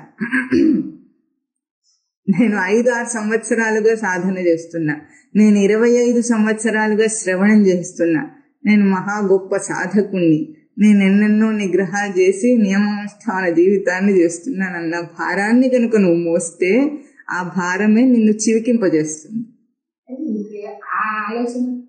చేశానని అనుకో, నువ్వేం చేయలేదు ఇంతకి. అది తెలుసుకోవటమే ఇప్పుడు ఆశ్వయుజ మాసంలో శరదృతువు కొలతను తాను ప్రవర్తింపజేసి తను వ్యాపించటం. నా సహజ స్థితి. నేను ఎప్పుడూ జీవుణ్ణి కానే కాదు. ఈరోజు నేను బ్రహ్మం కొత్తగా కాలేదు. శాస్త్రం చెప్తే, గురువు చెప్తే నేను బ్రహ్మస్వరూపాన్ని కాలేదు, నేను ముందే బ్రహ్మస్వరూపాన్ని అని ఆశ్వయుజ మాసంలో తాను ఏం చేస్తున్నాడు? ఏ భద్రపదం నుండి తాను వచ్చాడు అంటే రక్షించుకొని, సాధనను రక్షించుకొని శరదృతువులో ఆ కొలతలో ఆశ్వయుజ మాసం చేసుకుని తాను ఆ నక్షత్రమే అంటే చలించని వ్యాప్తిలో దాన్ని ఏం చేస్తున్నాడు, ఆ భారాన్ని తీసేసుకుంటున్నాడు. ఇప్పుడు ఎట్లా ఉంది, ఒకటి జీవభావం పోయింది. జీవభావాన్ని తొలగించుకోవటానికి తను చేసిన సాధన భారం కూడా లేదు తనకి. ఏ భారం బరువు లేదు. ఎట్లా ఉన్నాడు, సహజంగా ఉన్నాడు. సహజంగా ఉండడం అంటే ఏమిటంటే, ఇందాక మనం ఏమనుకున్నాము, దిన యామిని అన్న ఒక ప్రవర్తనలో ముందేం చేస్తాం, ఆధ్యాత్మిక ప్రకాశాన్ని నిలుపుకొని దానితో ప్రసరింపజేసి నేనుండి చూస్తున్నాను ఒక అభ్యాసం చేశాం. అట్లా చేసిన అభ్యాసంలో అభ్యాసం అనేది ఏం లేకుండా ప్రయత్నపూర్వకంగా కాకుండా తనకేమవుతుంది, సహజం అవుతుంది. నేను ఉంటేనే ఇవన్నీ చేస్తాననే తన సహజ స్థితికి వస్తాను. అంటే కష్టపడి గుర్తించి గుర్తుపెట్టుకొని చేయడం. చూపు అంటే ఏమిటి, చూపు అంటే దృశ్యం కాదు, చూపు అంటే దర్శనమే. ఇంకా సందేహం లేదు, సాధన లేదు, అభ్యాసం లేదు, కష్టం లేదు, భారం లేదు. చూపు అంటే దర్శనమే. వాడు ఇంకొక దాని గురించి ఆలోచించడు. ఆ భారం లేని సాధన స్థితి ఆశ్వయుజ మాసం తనకి. అప్పుడు కార్తీక మాసానికి వెళ్తాడు. కార్తీకం అంటే కర్తా స్వరూపాన్ని చూపిస్తుంది. కృతికా నక్షత్ర యుక్త పూర్ణిమ అస్మిన్నితి కార్తీక. కృతికా నక్షత్రం అంటే కర్తాభావాన్ని చూపిస్తుంది. జీవుడు గుర్తించవలసిన సత్యం ఏమిటంటే, ఎన్నెన్నో పుణ్యకర్మలను చేసి స్వర్గాది లోకాలకు వెళ్ళాలని అనుకుంటాడు. అవునా? పుణ్యాలు ఎందుకు చేస్తారు? స్వర్గాది అష్టైశ్వర్యాలు పొందాలని, సుఖం రావాలని చేస్తారు. కానీ భగవద్గీత ఏం చెప్పింది, ఆ బ్రహ్మభువనాల్లోకాహ పునరావర్తినో అర్జున. 14 లోకాల్లో ఎక్కడికి వెళ్ళినా మళ్ళీ మర్త్యలోకానికి నువ్వు రావాల్సిందే. నీ పుణ్యం క్షీణిస్తే నేను తెచ్చి మళ్ళీ ఇక్కడ వారేస్తాను. ఇక్కడ వారేస్తే అంత విశిష్టత ఏమిటి ఈ మర్త్యలోకానికి, ఈ భూమి మీద అంత విశిష్టత ఏమిటి అంటే, ఈ భూమి మీద ఈ దేహధారిగా ఉన్నవాడు మాత్రమే ఒక సత్యాన్ని గుర్తించగలడు. ఏమిటంటే, సృష్టి మొత్తానికి తాను కర్తాస్వరూపం. అంటే తేజోబిందు, ఫోకల్ పాయింట్. మీరు ఏదైనా ఒక మాట మాట్లాడితే ఆ వాక్యానికి కర్తా రూపాన్ని వెతుకుతుంది వాక్యం. ఇక్కడ ఒక పండు పెట్టాం, తిన్నాడు అన్నాం. మనం వెంటనే ఏం అడుగుతాం, ఎవరు తిన్నవాడు, ఎవరు అనే ఒక కర్తా స్వరూపాన్ని అడిగింది. అంతేనా? ఒక పని చేశాడు అన్నాం, ఫ్యాన్ కనిపెట్టాడు అన్నాం. మనం ఏమడుగుతాం, ఎవరు. లోకంలో నువ్వు ఎక్కడ ఏం జరుగుతుంది అని చూస్తున్న వాటన్నిటికీ కూడా మన పరిభాషలో ఏం వెతుకుతున్నాం, కర్తాస్వరూపాన్ని వెతుకుతున్నాం. ఆ కర్త ఎవరు? ఎవరు ఆ కర్త? నేను. ఏ నేను?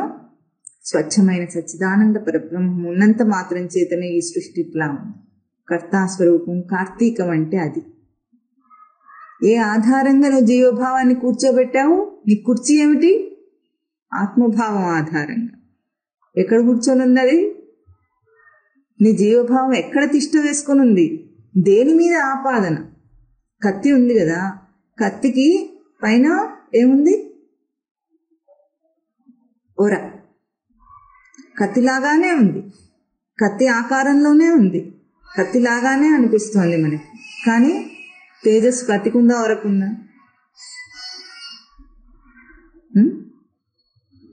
దేనికుంది? మెడగోయాలన్నా పండుగోయాలన్నా దేంతో కోస్తావు? కత్తితో కోస్తామని ఓరతో కోయవు కదా.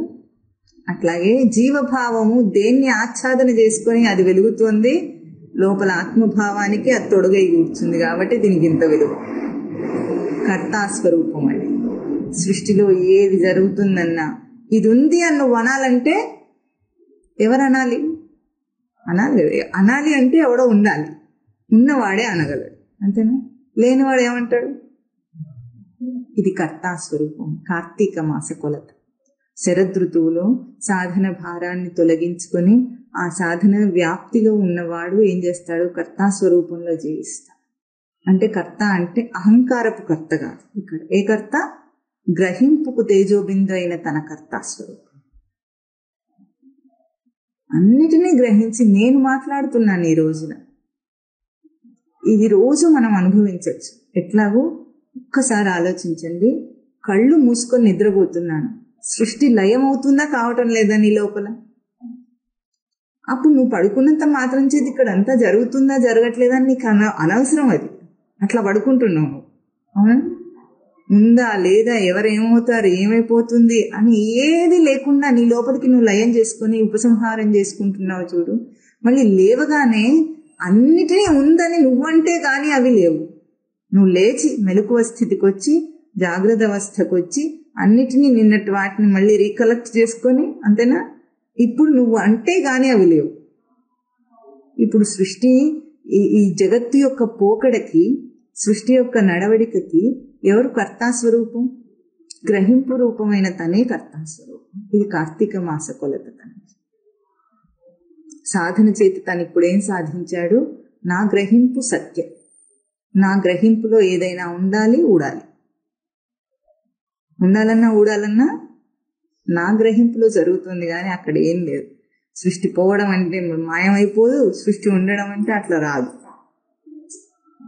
ఎట్లా? ఇది రోజు అనుభవిస్తున్నాం. ఇటువంటి అనుభవాలు మనకు రావటానికే జీవితంలో మనకు పగలు రేయి అనే ఈ భౌతిక కాలాలు చూపించబడింది. రేపు దీన్ని ఆధ్యాత్మికం చేసుకోవటానికి ఈ జీవితంలో మనం పడుకుంటున్నాం, లేస్తున్నాం, జాగ్రత్త అవస్థ, సుషుప్తి అవస్థ. ఇది కార్తీక మాస కొలత. తర్వాత వచ్చేది హేమంత ఋతువు. హేమంత ఋతువులో ఏమవుతుంది? హిమేన అంతతీతి హేమంత అతి బంధనే ధాతు. హిమమునకు బంధించుకుంటాం. హిమం అంటే ఇక్కడ హంతి తాపమితి హిమం తస్య ఋతు హన హింసాగత్యో ధాతు. హేమంత ఋతువు అంటే ఏం చూపించారు ఇక్కడ? హిమమునకు బంధించుకోవాలట. హిమం అంటే మంచు కాదు, భౌతికంగా మంచు. మంచు ఏం చేస్తుంది? ఫ్రిడ్జ్ని ఎందుకు వాడతాం మనం?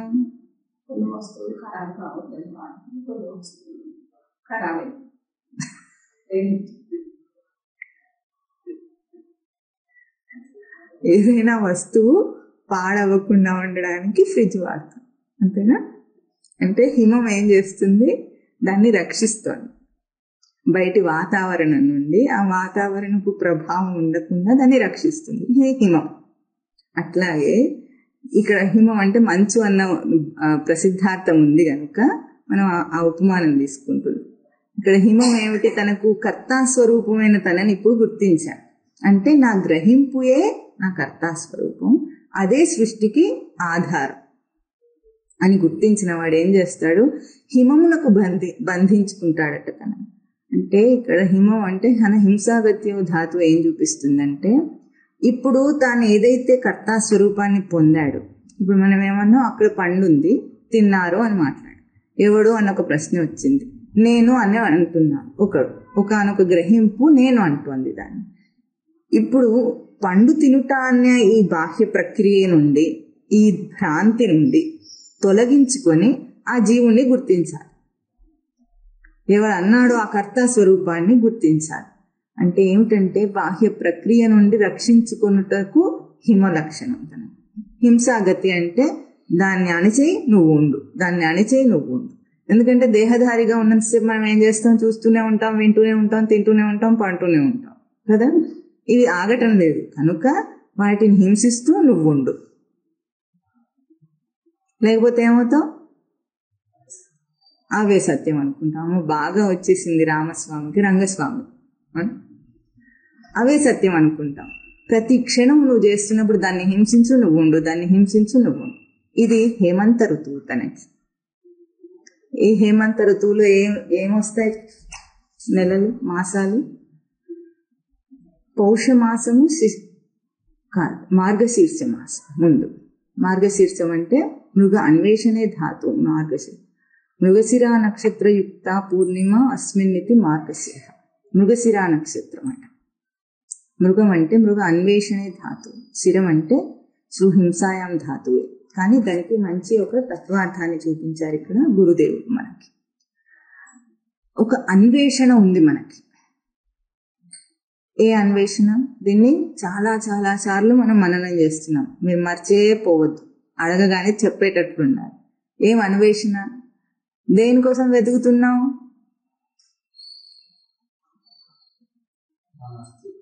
అమ్మో, మన అస్తిత్వం కోసం. గుడ్. మన అస్తిత్వం కోసం వెతుకుతున్నాం అంటే తనను తాను వెతుకుతున్నాడు. ఇది మృగ లక్షణం. శిరం అంటే తనకు తల అని ఒక ప్రసిద్ధార్థం. అన్నిటినీ తన కంట్రోల్లో పెట్టుకుంటుంది భౌతికమైన తల, మెదడు. తానెవరి కంట్రోల్లో ఉంటుంది? తన కంట్రోల్లోనే ఉంటుంది. అంటే అన్నిటినీ తన వశంలో ఉంచుకొని తాను తన వశంలో ఉండుట శిరశబ్దానికి ఇక్కడ గురుదేవుడు ఇచ్చిన నిర్వచనం. ఈ అన్వేషణలో తనను తాను, తన అస్తిత్వాన్ని గుర్తించాలనే ఒక అన్వేషణలో తాను శిర లక్షణంను ఆధారం చేసుకోవాలి. ఎట్లాగో అన్నిటినీ గుర్తించడానికి ఎన్నైనా ప్రయోగాలు చేయి, కానీ అన్నిటినీ ఎక్కడ గుర్తిస్తున్నాం? ఆ గుర్తింపును వదలకు. మనం ఏం చేస్తాం? గుర్తింపును వదిలేస్తాం. ఏ తెలివి చేత అన్నిటినీ తెలుసుకుంటున్నామో ఆ తెలివినే వదిలేస్తున్నాము. ఎట్లాగో అది చేయకుండా ఇప్పుడు ఏం చేయాలి? అన్ని గ్రహింపులకు ఆధారమైన నా గ్రహింపును నా తేజస్సులో నిలుపుకొని వశంలో ఉంచుకో. అది మార్గశీర్షం తనకి. అంటే ఇప్పుడు తన సాధించిన తన సాధనలో కర్తాభావాన్ని ఎప్పుడైతే తాను చక్కగా తెలుసుకున్నాడో, అంటే నా గ్రహింపులోనే జగత్తు సృష్టి అవుతోంది, నా గ్రహింపులోనే లయం అవుతుంది, నా గ్రహింపులోనే ఇదంతా ఆడుతుందని తెలుసుకుని ఇప్పుడు ఏం చేశాడు? దాన్ని హేమంత ఋతువుకి బంధించుకున్నాడు. అంటే వీటి యొక్క ప్రభావం చేత నేను తొనకకుండా, సడలకుండా ఏం చేస్తున్నాను? దాంట్లో స్థిరమయ్యి దాన్ని హింసిస్తున్నాను ప్రతిక్షణం. హింసించి ఆ హేమంత ఋతువులో ఇప్పుడు ఏం చేస్తున్నాడు? మార్గశీర్ష మాసం చేసుకుంటున్నాడు. మార్గశీర్ష కొలతలో ప్రవర్తిస్తున్నాను. అంటే ఏ అన్వేషణతో నేను చూస్తున్నానో, దేనికోసం చూస్తున్నాను? నా అస్తిత్వాన్ని చూడటం కోసం చూస్తున్నాను, నేను ఉండుటను చూడటం కోసం చూస్తున్నాను. ఇప్పుడు దాన్ని ఏం చేయాలి? ఎక్కడ గ్రహింపులో తీసుకున్నానో ఆ గ్రహింపును నా గ్రహింపులోకి ఎముడ్చుకోవాలి. చూపులో పారేసుకోకూడదు. మనం చూపులో పారేసుకుంటున్నాం. ఏది చూసినా మనసు పారేసుకొని వస్తామా లేదా? ప్రతి చోట మనసు ఇక్కడ పారేసి వస్తాడు. మనిషికి పారేస్తాడు, వస్తువుకి పారేస్తాడు, ప్రతిదానికి పారేస్తాడు. వీడి పేరే పారేసుకోవడం. అట్లా కాకుండా ఇప్పుడు ఏం చేయాలి? ఏ గ్రహింపుతో నేను ప్రయోగం చేశానో, ఏ అస్తిత్వం కోసం, ఏ అన్వేషణతో ప్రయోగం చేసినా దాన్ని నాలోకి ఇమిడి చేసుకుంటాను. నా గ్రహింపు నా దగ్గర ఉంది, ఇంకెక్కడ లేదు. ఎవరు చెప్తే నాకు తెలిసింది? అన్నీ అందరూ నేర్పిస్తే నేర్చుకున్నావు కదా, నీ నేర్పు ఎక్కడుంది? నేర్పు నీది. వాడు వాడెట్లా నేర్పిస్తాడు నీకు ఏదైనా? నీ నేర్పులో వాడు ఇరికిస్తాడు దాన్ని, అంతే. వాడు ఆ ఫలానా విషయాన్ని నీకు పరిచయం చేసి నీ నేర్పులో ఇరికిస్తాడు. కానీ నేర్పు ఎవరిది? ఆ నేర్పుని నేర్పులోకే ఇముడ్చుకోవటం, గ్రహింపులోకి ఇముడ్చుకోవటం మార్గశీర్ష మాసం. ఆ మార్గశీర్ష మాసం తర్వాత ఏమొస్తుంది? పుష్యమాసం.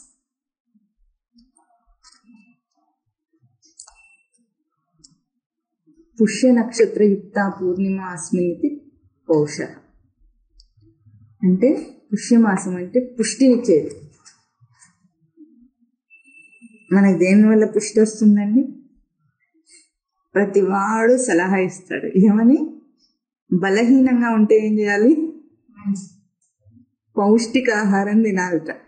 చంపేస్తున్నారు. పుష్టికరంగా తినాలి. ఏం పుష్టి తినాలి? ఈ తిన్న పుష్టి ఏమైనా మిగులుతుందా, చేస్తుందా? ఇందాక ఏమనుకున్నాం? మనమేమో విడిచేస్తున్నాం, శక్తినేమో ఖర్చు పెడుతున్నాం. చేసింది ఏమీ లేదు, వృధా ప్రయాసం. ఎంత పుష్టిగా తిన్నా, ఇవేమిటి డ్రై ఫ్రూట్స్ తిన్నా ఏమైంది? పోయినాయి. అన్నీ వృధా. భూమి మీద పండినవన్నీ ఖర్చు చేసి పాడు చేశాడు వీడు. వచ్చిన శక్తి ఏం లేదు ఇక్కడ, అంత ఖర్చు అయిపోయింది. కాల క్రీడతి గచ్చతి ఆయు, చావడానికి రెడీ అయిపోయాడు. కానీ పంట మాత్రం అంతా తినేశాడు. రైస్ కిల్లింగ్ డిపార్ట్మెంట్ అంటుంటారు స్వామి గారు, అది చేసాము. ఇది పుష్టి కాదు మనకి. దైహిక పుష్టిని ఎట్లా ఆశిస్తున్నావు, కాస్తైనా మానసిక గ్రహింపు పుష్టి అక్కర్లేదు నీకు? మార్గశీర్ష మాస కొలతలో అంటే ఏం చేసాం, తన అన్వేషణను గ్రహింపును తనలోకి ఇముడ్చుకున్న కొలతలో పుష్టిని పొందు. పుష్టి అంటే భౌతిక ఉపమానంతో పోల్చుకొని ఏం చేయాలి, సారాన్ని గ్రహిస్తే పుష్టి, సారాన్ని విడిచిపెడితే బలహీనం.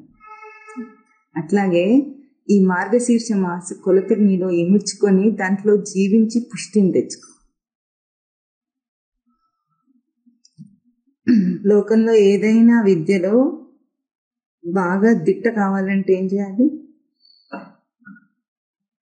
నానుడు ఏమిటి? Practice makes man perfect. అభ్యాసమే నిన్ను నేర్పరిని చేస్తుంది కదా. అట్లాగే మార్గశీర్ష మాస కొలతలో జీవించటం నేర్చు. వెనుక చేసిన సాధన సోపానాలన్నిటినీ దృఢం చేసుకో, అది తనకు పుష్టి అవుతుంది. ఆ పుష్యమాసము హేమంత ఋతువులో పుష్యమాసం. అనాత్మములను అణచివేసిన జీవితానికి బంధించుకున్న దాంట్లో పుష్టిని పొందు, ఇది తనకు పుష్యమాసం అవుతుంది. ఆ తర్వాత ఏమొస్తుందట? శిశిర ఋతువు. శిశిరం అంటే శినోత్యర్థం శీతేన శిశిర తస్య ఋతు. సింగ్ నిశానే ధాతు శేతే శీత శేంగ్ గతౌ ధాతు. నిశానం అంటే ఏం చూపిస్తున్నారు? పదును పెట్టుకోవాలి. కత్తిని తయారు చేసిన తర్వాత ఏం చేస్తాడు? కమ్మరివాడు అప్పుడే కొనుక్కుంటామా, మొండిదాన్ని కొనుక్కుంటామా? మనం మనకి చాలా తెలివి ఉంది కాబట్టి పదును పెట్టకపోతే వాడు, అంతేనా? అలాగే ఇంత సాధన సోపానంలో, ఇన్ని ఋతువుల క్రమంలో, ఇన్ని మాసాల కొలతలో మనం చేసిన ఆ సాధన క్రమాన్నంతా ఇప్పుడు పదును పెట్టు. మార్గశీర్ష మాస కొలతలో తనకేమొచ్చింది? హేమంత ఋతువు తర్వాత పుష్యమాసం. మార్గశీర్షం తర్వాత పుష్యమాసం. పుష్టిని పొందిన తర్వాత ఇప్పుడు ఏం చేయాలి? బాగా పదును పెట్టుకోవాలి. పదును పెట్టుకుంటే ఏమవుతుందంటే, పదునైన కత్తికి ఏదైనా అడ్డొస్తే ఏం చేస్తుంది? అది తెంప అవతల బారేస్తుంది. కత్తి ఏమి చలించదు, భయపడదు దేనికి, అంతేనా? బాగా పదునైన కత్తి ఉంటే కొబ్బరి బొండైనా టక్కని తల కోసేస్తుంది. ఎట్లాగో అట్లా నువ్వు సాధనలో నీ పదును పెట్టిన సాధన చేత ఏ అనాత్మం వచ్చినా సరే, బయట నుండి ఏం వచ్చినా సరే ఖండించి అవతల బారేయచ్చు. లేకపోతే దానికి పదును లేకపోతే వంకరై కూర్చుంటుంది, అంతేనా? అట్లా మన సాధన పదును లేకపోతే వంకరై కూర్చుంటాం. ఏ కష్టం వచ్చినా చెలిస్తున్నాం, ఏ సుఖం వచ్చినా పొంగిపోతాం, అది నిజమన్న భ్రాంతిలోకి దూకేస్తాం. దుఃఖము, కష్టము, సుఖము ఇవన్నీ ఏమిటంటే భ్రాంతిలో చెలించటం. భ్రాంతిని, దాన్ని సత్యం అనుకొని దాని భ్రాంతిలో వెళ్ళిపోతే అది సత్యం అనుకో. నువ్వు పదునుగా ఉంటే, నీ సాధన పదునైతే ఏ అనాత్మము నిన్ను చెలింపజేయలేదు. వాళ్ళు అంటున్నారు, వీళ్ళు అంటున్నారు, వాళ్ళు నన్ను అడ్డగిస్తున్నారు. ఎవరు నిన్ను అడ్డగించే వాళ్ళు ఎవరు లేరు, నువ్వు కత్తివి. అడ్డగిస్తే ఏం చేస్తావు? కోసి పారేస్తావు. అట్లాంటి సాధనకు సిద్ధం కావాలి సాధకు. అప్పుడేమంటాడు? నేను చేయాలనుకుంటే ఇన్ని అవాంతరాలను వాడు ఒక్కటి కూడా చూపించాడు. తెక్కోసి వాడు దారిని వాడు వెళ్ళిపోతూనే ఉంటాడు. రంపానికి అడ్డం పెడితే ఆ చెక్కను ఎట్లా కోసుకుంటూ వెళ్ళిపోతుందో యంత్రాలు తయారు చేసుకున్నాడో లేదే మనిషి. మన తెలివంతా ఇక్కడ ఉపయోగించద్దు కొంచెమైనా సాధనలు. ఓ యాంత్రిక మనిషి అనాలి వేడు. కాస్త తెలివి ప్రయోగించి ఏం చేయాలి? శిశిర ఋతువు చేయి. అప్పుడు మాఘమాసం వస్తుంది తనకి. మఘా నక్షత్రయుక్త పూర్ణిమ మాఘం.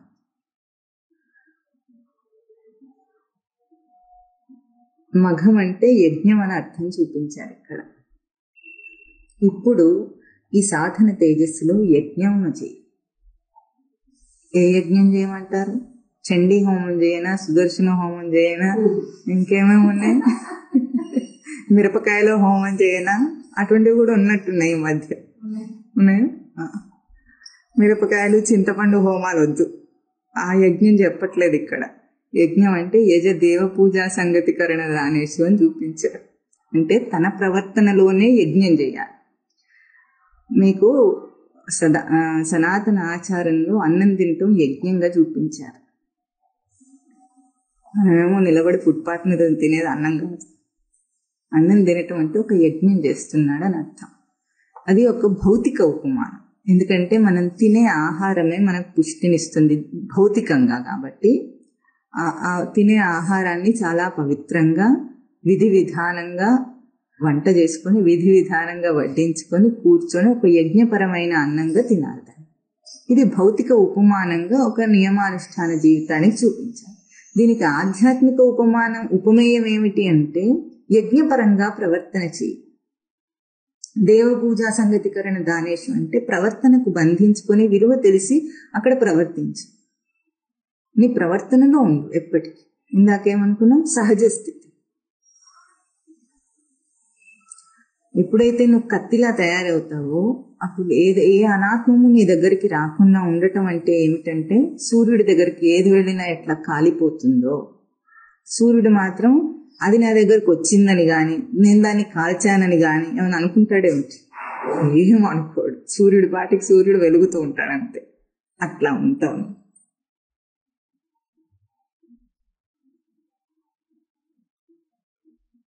అటువంటి ప్రవర్తన తనకు మాఘమాసం. ఆ మాఘమాసంలో ఏమవుతాడు? ఇంకేమీ దృష్టి లేదు అక్కడ. అవునని కాదని, కావాలని వద్దని ఇంకా అవసరం లేదు తనకి. ఇవన్నీ ఎప్పుడు వస్తాయి? బయటికి వెళ్ళి నేను ఏదో సాధిస్తా పొడుస్తా అంటే ఇవన్నీ. నువ్వేం పొడిచేది లేకపోతే ఇవన్నీ అక్కర్లేదు. తనలో తాను మాఘమాసపు కొలతలో ఉంటాడు. ఆ కొలతలో కొంతకాలం జీవించాలి. దేహధారిగా ఉండే ఆ కొలతలో జీవించే అభ్యాసం చేయాలంటే ఇంద్రియాలను వాడుకుంటూనే. అప్పుడు అటువంటి ఆ అభ్యాసం తర్వాత తనకు ఫల్గుణ మాసం, ఫల్గుని నక్షత్రయుక్త పూర్ణిమ ఫల్గుణ. ఇక్కడ ఒక ఫలము అన్న పదం చేత చూపించింది ఈ మాసపు కొలతని. ఫలం అంటే లోకంలో ఒక పని చేస్తే ఒక ఫలం వస్తుంది. భౌతికంగా వస్తుందా? ఏమొస్తుంది? ఏదైనా ఒకటి చెప్పండి. మీరు ఒక పని చేసి మీకు ఒక ఫలం వచ్చింది ఏదైనా ఉంటే చెప్పండి.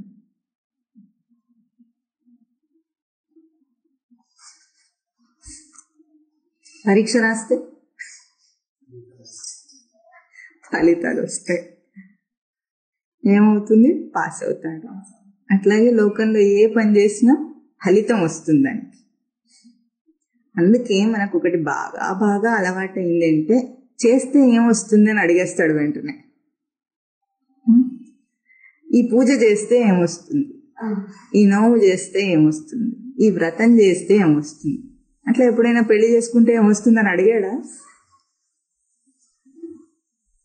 ఎందుకు అడగలేదు? అడగాల వద్దా? ఇవన్నీ అడిగావా? పూజ చేస్తే ఏమొస్తుంది? ఈ కాలం పిల్లలు ఇంకా అడుగుతారు, దేవుడికి దండం పెడితే ఏమొస్తుంది అడుగు.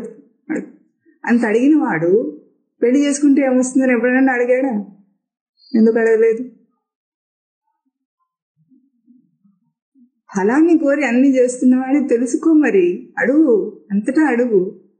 ఈ దుష్టపు బుద్ధి మనకు బాగా అలవాటైపోయింది. ఇది చేస్తే ఏదో వస్తుంది అనుకుంటాం. ఏం చేసినా ఏం రావట్లేదని వీడికి ఇంకా అర్థం కాలేదు. ఇంతవరకు నువ్వు చేసిన పనులన్నిటికీ ఏదో ఒక ఫలం వచ్చింది కదా, అది ఎక్కడుంది నీ దగ్గర?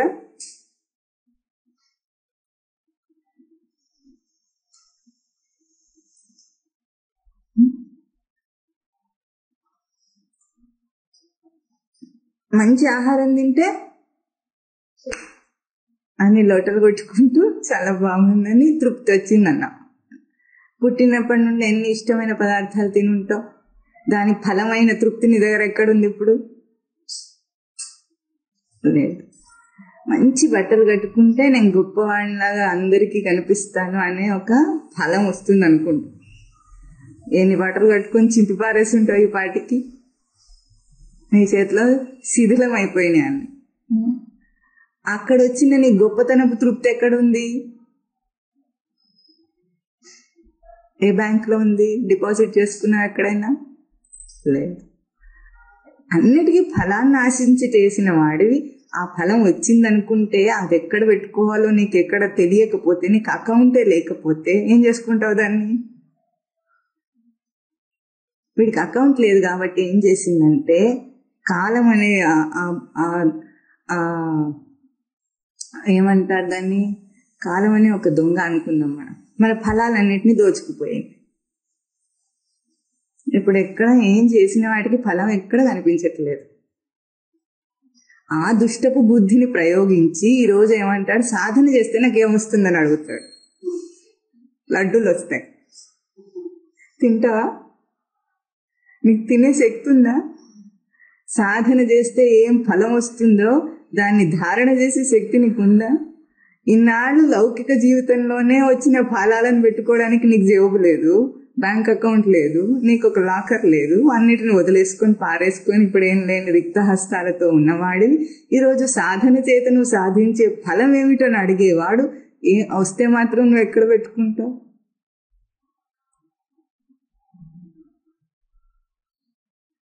అందుకే ఫలాన్ని ఆశించి చేస్తే చివరికి ఖాళీ చేతులు మిగులుతాయి. జీవితం అంతా నేర్పించిన గుణపాఠం ఏమిటి? అంతా వదిలేశానని తెలుసుకో అంటోంది. అలెగ్జాండర్ ది గ్రేట్ ఏం చెప్పాడు చివరికి? శవపేటికలోంచి చేతులు బయటికి పెట్టి రిక్త హస్తాలను చూపిస్తూ నా శవయాత్ర చేయమని చెప్పాడు. ప్రపంచాన్ని జయించిన నేను, అంత భూమికి పాలకున్నైన నేను చివరికి ఒక ఇసుకరైన కూడా నాతో తీసుకువెళ్ళలేకపోతున్నానని ప్రపంచానికి తెలియాలని రిక్త చేతుల్ని చూపించి పోయాడు. ఈ కథ మనందరికీ తెలుసా తెలియదా? చాలా బాగా తెలుసు.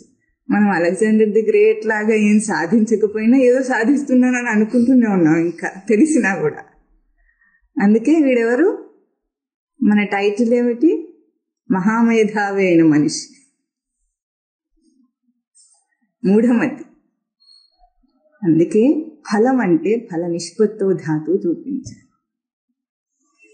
పొందేది ఏం లేదు ఇక్కడ. పొందే ఉన్నవాడికి పొందేది ఏముంటుంది? అన్ని పొందిన పూర్ణ తృప్తి స్వరూపం నీవు. అన్నిటినీ ఇముడ్చుకున్న తేజోవంతమైన ఆధ్యాత్మిక పూర్ణ స్వరూపం నీవు. ఇది ఆధ్యాత్మిక పూర్ణ స్వరూపం అంటే ఇక్కడ ఉన్నాడు ఈ జీవుడు ఒకడు. ఈ సచ్చిదానంద లక్షణములను పొన్న పూర్ణత్వంలో కళ్ళు మూసుకొని కూర్చున్నాడు. కనిపిస్తుందా మీకు? కనిపిస్తుందా? వాడు నువ్వు. ఏది నీ దగ్గరకు వచ్చినా అది ఏమవుతుందంటే దాని తేజస్సుని కోల్పోయి ఇక్కడ పొందబడేది ఏం లేదు, అంతా పొందే ఉంది వాడి దగ్గర, ఇంకా వీడికి ఇచ్చినా ఏం తృప్తి రాదు అన్నట్లుగా నువ్వు అవుతావు. రుచికరమైన పదార్థం తింటే నీకు తృప్తి లేదు. ఎందుకు? ఆ రుచికరమైన పదార్థానికి రుచి ఉంది అని చెప్పే గ్రహింపు స్వరూపాన్ని నేను. నా నాలుక రుచిగా ఉంటే పదార్థాన్ని రుచి, అంతేనా? భౌతికంగా అంతేనా? నా గ్రహింపుకు తృప్తినిస్తే అది రుచి, లేకపోతే అదేం రుచి? నేను కాదంటే అది నోరు మూసుకోవాల్సిందే కదా. రుచిగా లేదని మనం ఏమైనా అంటే ఏం చేస్తుంది అది? అంతే. అట్లాగే అన్ని గ్రహింపులకి పూర్ణ ఆధ్యాత్మిక స్వరూపుడివి నీవు. ఏం కావాలి నీకు ఈ సృష్టిలో? నోరు మూసుకొని కూర్చోక అంతా నీ దగ్గరే ఉండగా ఆ స్థితిని సాధన చేత ఇప్పుడు సిద్ధింపజేసుకున్నవాడుగా కాదు, సహజంగా ఉంటాడు. అంతే. అదే నేను. ఇది మనకు 6 ఋతువుల్లో 12 మాసాల్లో చూపించిన కాలక్రమం. ఇప్పుడు దినయామిన్యు సాయం ప్రాతః శిశిర వసంతో పునః ఆయాతః. ఈ సాధన చక్రంలో కూడా మనం మళ్ళీ మళ్ళీ తిరుగుతున్నామట. అంటే మళ్ళీ పుట్టి మళ్ళీ దేహంతో సాధన చేసి పూర్ణమై కూడా మళ్ళీ పుట్టి మళ్ళీ చేస్తామని అర్థం కాదు. అక్కడ ఎట్లా ఉంటాడు, ఒక ప్రవర్తనలో కాలం అంటే ఇప్పుడు కాలః క్రీడతి, ఇక్కడ ఏమంటున్నారు, కాలం క్రీడిస్తోందట. మామూలు అర్థం చెప్పుకున్నప్పుడు ఎట్లా చెప్పుకున్నాం పోయిన వారం, కాలం గడిచిపోతూ ఉండగా ఆయుస్సు క్షీణిస్తుంది ఇక్కడ అని అర్థం. ఇక్కడ అర్థం ఎట్లా వస్తుంది, సాధన క్రమం తీసుకున్నప్పుడు అర్థం ఎట్లా వస్తుంది, కాలః క్రీడతి. కాలం అంటే కల శబ్ద సంఖ్యానయోః ధాతు. కాలం అంటే నువ్వు దేన్నైనా పలికించి అది ఉంది ఇది ఉంది అది ఉంది ఇది ఉంది అనటం కాలం కాదు. కాలం అంటే మీకు ఒక సత్యం చెప్తాను చూడండి, నేను చెప్పక్కర్లేదు, మీరే చూడండి ఉందా లేదా. ఇప్పుడు మనకు ఒక శబ్దం వినిపించింది, ఏమిటో శబ్దం, బస్ హార్న్ వినిపించింది కదా. ఇప్పుడు ఇంకా కొన్ని శబ్దాలు వినిపిస్తున్నాయి మన చుట్టూ. ఈ శబ్దాలన్నీ ఎక్కడి నుండి వస్తున్నాయి,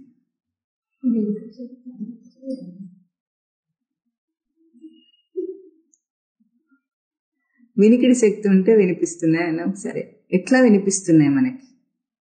హార్న్ రావాలంటే అతను ఏం చేశాడు, దేన్ని కొట్టిండు, అదే ఏం చేశాడు, రకరకాలుగా ఎట్లా వినిపిస్తున్నాయి, ఇన్ని రకాలు ఎట్లా, కొన్ని ఇవంటే కృత్రిమం.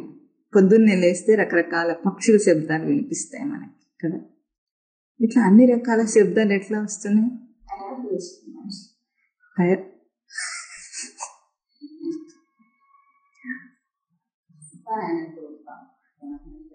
పక్షుల శబ్దాలు ఎవరు తయారు చేస్తారు, సరే అంతదాకా ఎందుకు, ఇప్పుడు మన గొంతులోనే మనం చూసుకుందాం. అక్కడ ఎక్కడంటే ఎవడో తయారు చేశారు అంటారు కాబట్టి గొంతులో ఆ అంటే ఒకలాగా వస్తుంది, అంటే ఇంకోలాగా వస్తుంది కదా. అంటే రకరకాల శబ్దాలు మన గొంతులోంచి ధ్వనింపజేస్తున్నాం. భౌతికంగానే ఇవి ధ్వనింపజేయాలంటే మనం ఎక్కడ దాన్ని ఎట్లా తీసుకొస్తున్నాం బయటికి, మన శక్తి ద్వారానే బయటికి తీసుకొస్తున్నాం. స్వరపేటిక. ఆ స్వరపేటికని కదిలించిన కదలికల్లో తేడాతో మనం రకరకాలైన శబ్దాలను తీసుకొస్తున్నాం. అట్లాగే సృష్టిలో ఇన్ని శబ్దాలు ఉండటానికి కారణం ఏమిటంటే ఆధారమైనది నిశ్శబ్దం. నిశ్శబ్దాన్ని ఆధారం చేసుకుని శబ్దం ఉంది. అంటే నిశ్శబ్దాన్ని నువ్వు పలికిస్తే శబ్దం వస్తుంది. శబ్దం అనే స్వరూపం సృష్టిలో లేదు, సృష్టి రచనలోను కూడా లేదు. నిశ్శబ్దాన్ని నువ్వు ఎట్లా పలికిస్తావో అట్లా శబ్దం బయటకు వస్తుంది. ఇప్పుడు ఇట్లా ఉందనుకోండి, ఒక శబ్దం వస్తుంది అంటే నెమ్మదిగా కొడితే ఒకలాగా వస్తుంది. అంటే ఈ బల్లని ఎట్లా పలికిస్తే అట్లా శబ్దం వస్తుంది. అట్లాగే ఇది ఉపమానం. ఉపమేయం ఏమిటి, నిశ్శబ్దమే స్వరూపమై ఉండగా దాన్ని నువ్వు ఎట్లా పలికిస్తే అట్లా శబ్దం బయటకు వస్తుంది. అది శబ్ద రూపం అయ్యింది.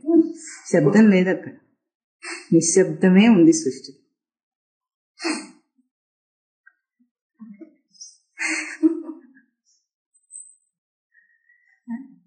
అంటే కేవలం ఉనికి మాత్రమే ఉన్న ఈ సృష్టిని ఉనికిని ఎట్లా పలకరిస్తే ఉనికి ఎట్లా పలుకుతుంది.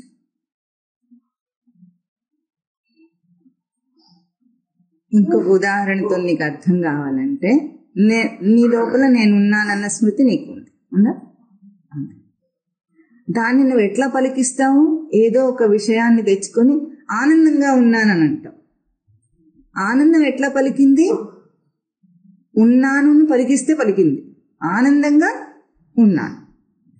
ఆ నేనున్నానన్న స్మృతిని నువ్వు ఏ రూపంలో పలికిస్తే అది ఆ రూపంలో పలికి నీకు కనిపిస్తుంది. ఆ పలికించేవే శబ్దస్పర్శ రూపరస గంధములు. నిజానికి అవి లేవు, నువ్వు ఉనికిని పలికించే విధానాలు అవి.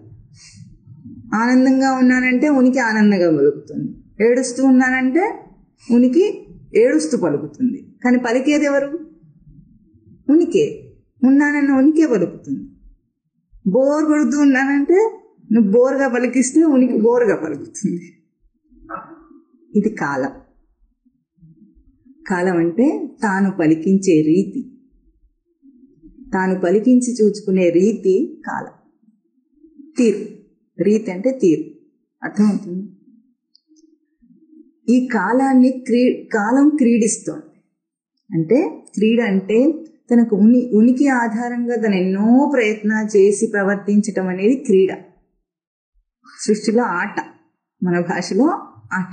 ఏం ఆట చేస్తున్నాడు? ఏం ఆట ఆడుతున్నాడు? మ్యూజికల్ చైర్స్ ఆడుతున్నాడా? ఏం ఆట ఆడుతున్నాడు? కాసేపు తిరుగుతాడు, కాసేపు టక్కని కూర్చుంటాడు. సీట్ దొరికిందంట. మళ్ళీ ఏం చేస్తారు? మళ్ళీ మ్యూజిక్ ఆన్ అయితే మళ్ళీ తిరగాలి, అంతేనా?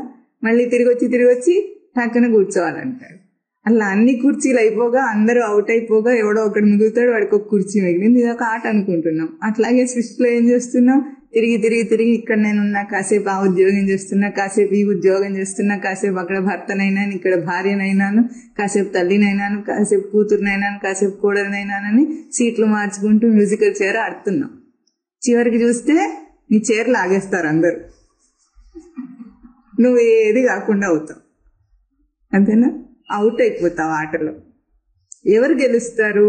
ఉనికి చైర్లో కూర్చున్నవాడు గెలుస్తాడు. వాడి చైర్ ఎవరు లాగరు. ఇది కాలం యొక్క ఆట. నువ్వు అన్నిటినీ పలికించే తీరులో నీ ప్రవర్తన తీరు. దీన్ని కాల క్రీడతి. గచ్చతి ఆయు. ఆయు అంటే ఏతీతి ఆయు. నువ్వు పొందింది ఆయు. నువ్వేం పొందావు? లడ్డులా పేడాలా? స్వరూపాన్ని పొందావు. అది ప్రవర్తిస్తుంది. స్వరూపం ప్రవర్తిస్తుంది. సృష్టి అంతా సత్తా మాత్రం, ఎవ్వరూ లేరు ఇక్కడ. నీవు నేమను మతి భ్రమణం.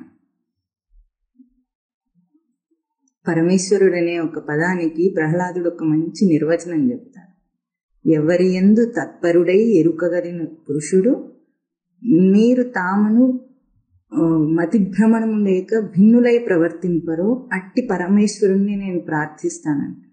ఎవరి యందు ఎరుక కలిగి ఉంటే వీడు వాడు అనే మతి భ్రమణం లేకుండా మనం ఉండగలుగుతాము, ఈ భేదభావాలు లేకుండా మనం ఉండగలుగుతాము. అది పరమేశ్వర స్వరూపం. సృష్టి అంతా వ్యాపించి ఉన్నది ఒక్కటే సచ్చిదానంద స్వరూపం. ఈ భేదభావాలు రూపాలలో కనిపించే ఈ 84 లక్షల జీవరాశులు గాని, మనుషుల్లోని భేదభావాలు గాని కల్పితం. సృష్టి అంతా ఉన్నది ఒక్కటే, అది ఆయు. పొందబడి ఉన్న ఒకే ఒక్క స్వరూపంలో ఉంది. అది పొందిన రోజున అదే ప్రవర్తిస్తుంది. నేను చేసేవాడని కాదు.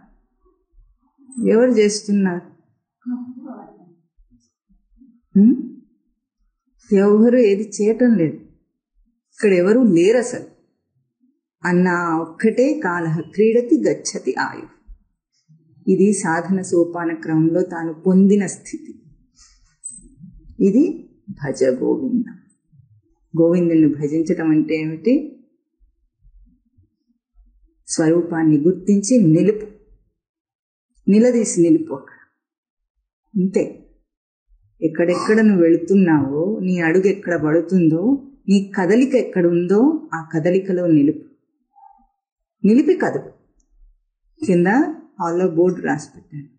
చైతన్యం కదిలితే దాన్ని నిర్వచింపకుండా ఇంద్రియ ప్రవర్తన చేయకు.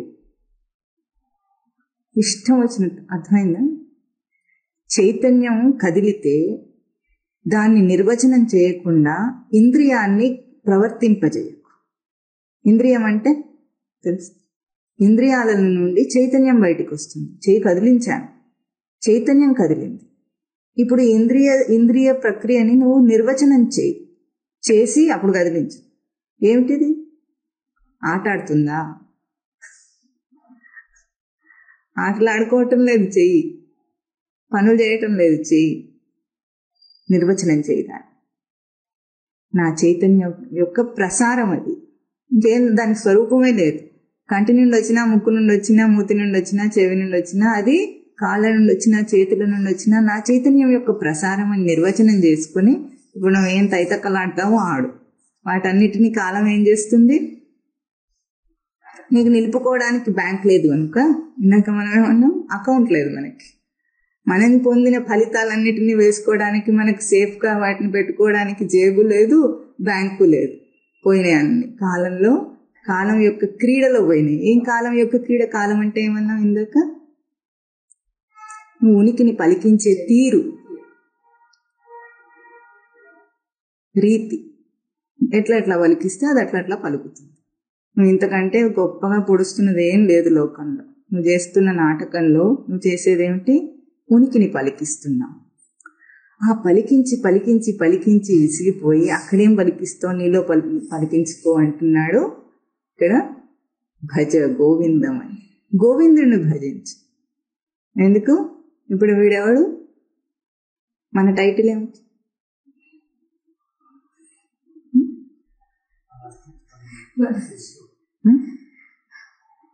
మహామేధావి అయిన మనిషి కదా వీడు. ఓ మేధావి, ఓ మూఢమతి, చాలా ఇంకా చేసింది, నీతో రాదు ఇది. నువ్వేం చేయాలి ఇప్పుడు? గోవిందం భజ, గోవిందం భజ. కాల క్రీడతి, కాలం యొక్క క్రీడ అంటే నువ్వు ఉనికిని పలికించే రీతి ఇదంతా. ఇంకొకటి ఏం కాదు, నువ్వేం చేయటం లేదు, చివరికి అదే ప్రవర్తిస్తుంది. ఆయువు గచ్చతి, ఆయువే ప్రవర్తిస్తుంది. అంటే సదా సర్వవేళలా అంతటా వ్యాపించి ఉన్న సచ్చిదానంద స్వరూపము పొందిన రూపంలో ప్రవర్తిస్తుంది ప్రతి ఒక్కరిలో. ఏమీ లేని ఏభ్రాస వెదవు కాదు. నువ్వెవరు? పూర్ణ స్వరూపుడు. నువ్వు చేస్తుంది ఏమిటి? బయట నాటకం కాదు, తోలు బొమ్మల తైతక్కలు కాదు. నిలుపుకోదాన్ని, అది భజతి. విషయం రాదని నువ్వు వాహా అనక్కర్లేదు, సర్దుకో. వ్యవహారంలో ఇంతకుముందు ఏమన్నావు? ముందు చైతన్యాన్ని నిర్వచించి తర్వాత నీ నాటకాలు ఎన్నన్నా ఆడు. ఎందుకు? మనం ఏం చేస్తున్నాం? తింటున్నాం, ఖర్చు చేస్తున్నాం. తిన్న శక్తినేమో ఖర్చు చేస్తున్నాం, మలాన్నేమో విడిచేస్తున్నాం.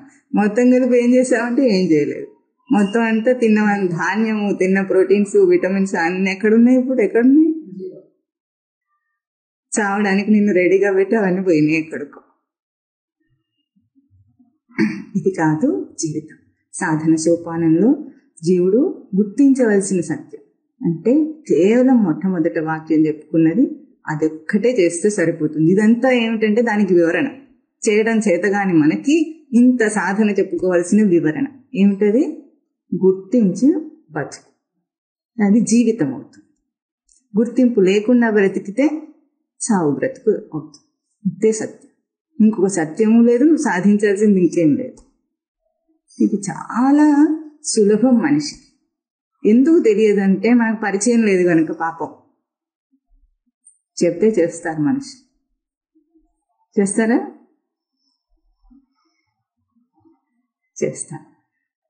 పరిచయం చేసుకొని తన ఆట ఎక్కడుందో, నిజమైన ఆట ఎక్కడుందో అక్కడ ఆడుకో. ప్లే గ్రౌండ్లో ఏం ఆడతావు? లోపల బోల్డ్ అంతా ఆట ఆడుకోవచ్చు రోజు. ఆ ఆటకి తానే అన్ని, రెండు టీంలు తానే, ఆడేవాడు తానే, తనకి పోటీ ఉండేవాడు తానే ఎంపైర్ అవుతాడు, తానే అవార్డు ఇచ్చుకునేవాడు కూడా తానే. ఇంకెవరు లేరు అక్కడ. నీ ఆట నువ్వు ఒక్కడే ఆడుకో. ఇది జీవితం. ఎక్కడో ఏదో సాధించాలన్నా వృధా ప్రయాస వద్దని చెప్తున్నారు ఇక్కడ శంకరాచార్య. ఏం చెప్తున్నారు? నహి నహి రక్షతి, హి న రక్షతి, హి న రక్షతి. నిశ్చయంగా ఇది నిన్ను రక్షించదు. ఎందుకు? ఇదంతా సంప్రాప్తే సన్నిహితే కాలే నువ్వు తీసుకువెళ్ళలేవు కాబట్టి, నీకు అంత సత్తా లేదు కాబట్టి, నీ దగ్గర అవి పెట్టుకోవడానికి సంచి లేదు కాబట్టి వదిలేసిపోవాల్సిందే. ఎన్ని ఇచ్చినా కూడా నువ్వు ప్రయాణం చేసేటప్పుడు ఎన్ని వస్తువులు ఉన్నా కూడా ఇవన్నీ ప్యాక్ చేసుకోవడానికి నీకు కావాలో వద్దు. నీకు అది లేదు, నీ రచనలో అది పెట్టలేదు, వదిలేసి వెళ్ళాల్సింది. తీసుకువెళ్ళేది ఏమిటి? గోవిందుణ్ణి భజించిన నీ గుర్తింపుని నువ్వు తీసుకెళ్తావు.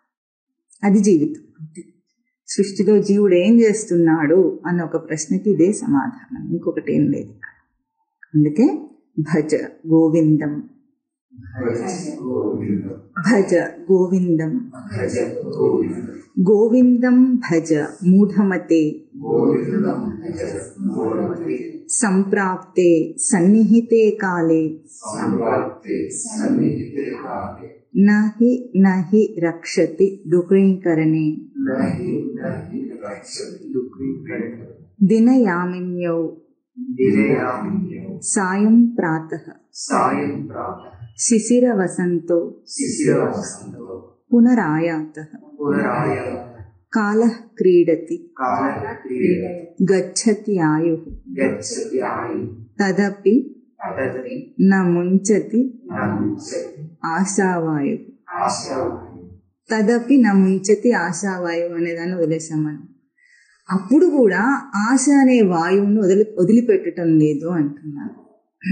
దీనికి అర్థం ఏమిటంటే కేవలం భౌతికంగా ఎట్లాగో మనం పోయిన వారం మొదట్లోనే మనం చేసాం. కానీ ఇప్పుడు ఆధ్యాత్మిక సాధన ప్రక్రియగా ఈ అన్ని లక్షణములను తీసుకున్నప్పుడు ఆశావాయువు నమ్మించదు, విడిచిపెట్టడం లేదు ఈ ప్రవర్తనను. ఎంతసేపు జీవుడు ఇక్కడిట్లా నాటకం ఆడుతూ సాధన చేస్తూనైనా సాగిస్తాడు, విడిచిపెట్టడం లేదు. ఎప్పుడంటే ఎప్పటిదాకా ఇది ఇట్లాగే సాగుతుంది. సాధన చేత సిద్ధి, సాధన జీవితము, గుర్తింపు జీవితం ఎప్పటిదాకా సాగుతుందంటే ఇది లేదని తెలుసుకునేదాకా. ఇది ఆశావాయువు తనకి. అంటే తాను వ్యాపించి ఆ వాయువులో తాను వ్యాపించి ఉండటాన్ని కోరుకుంటున్నాడు. ఇది సాధన జీవితమే, కాదనేం కాదు. కానీ ఎట్లాగైతే నీటిని కూడా ఆరబెడితేనే బట్ట కట్టుకుంటున్నాము, మరకపోతే సబ్బుని నీటితో కడిగేస్తున్నాము, ఆ నీటిని కూడా ఆరబెట్టేస్తున్నాము.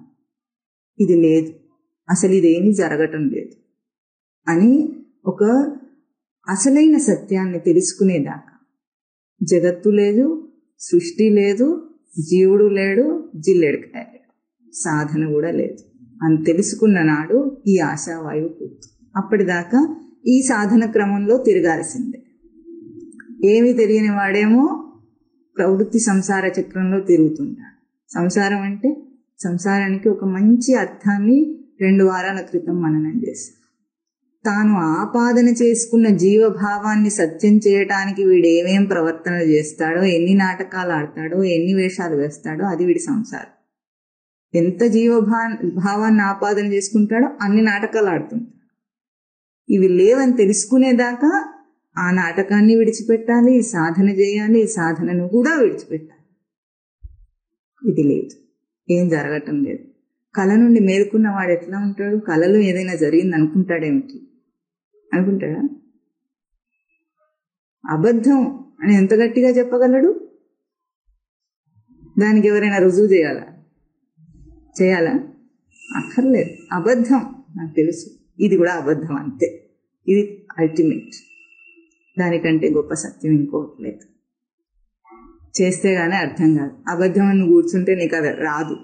చేసి లేదా కర్మను ఆచరించి నైష్కర్మ్య స్థితిని పొందాలి. ఎట్లాగో ఆచరించకుండా చేయదు. నా కర్మణామనారంభాత్ నైష్కర్మ్యం నాశనుతి. అట్లాగే సాధన చేత పొందిన స్వరూపాన్ని చూచి ఇప్పుడు తానేమీ చేయలేదు, ఇదంతా జరగనే లేదు, తాను జీవుడుగా ఎప్పుడు లేనే లేడన్న సత్యంలో ప్రతిష్ఠితం అవుతాడు. అప్పుడు ఈ ఆశావాయువు వదిలేస్తాడు. అంతదాకా ఈ సాధన చక్రంలోనైనా తిరగాడుతూనే ఉంటాడు. ఓం తత్ సత్.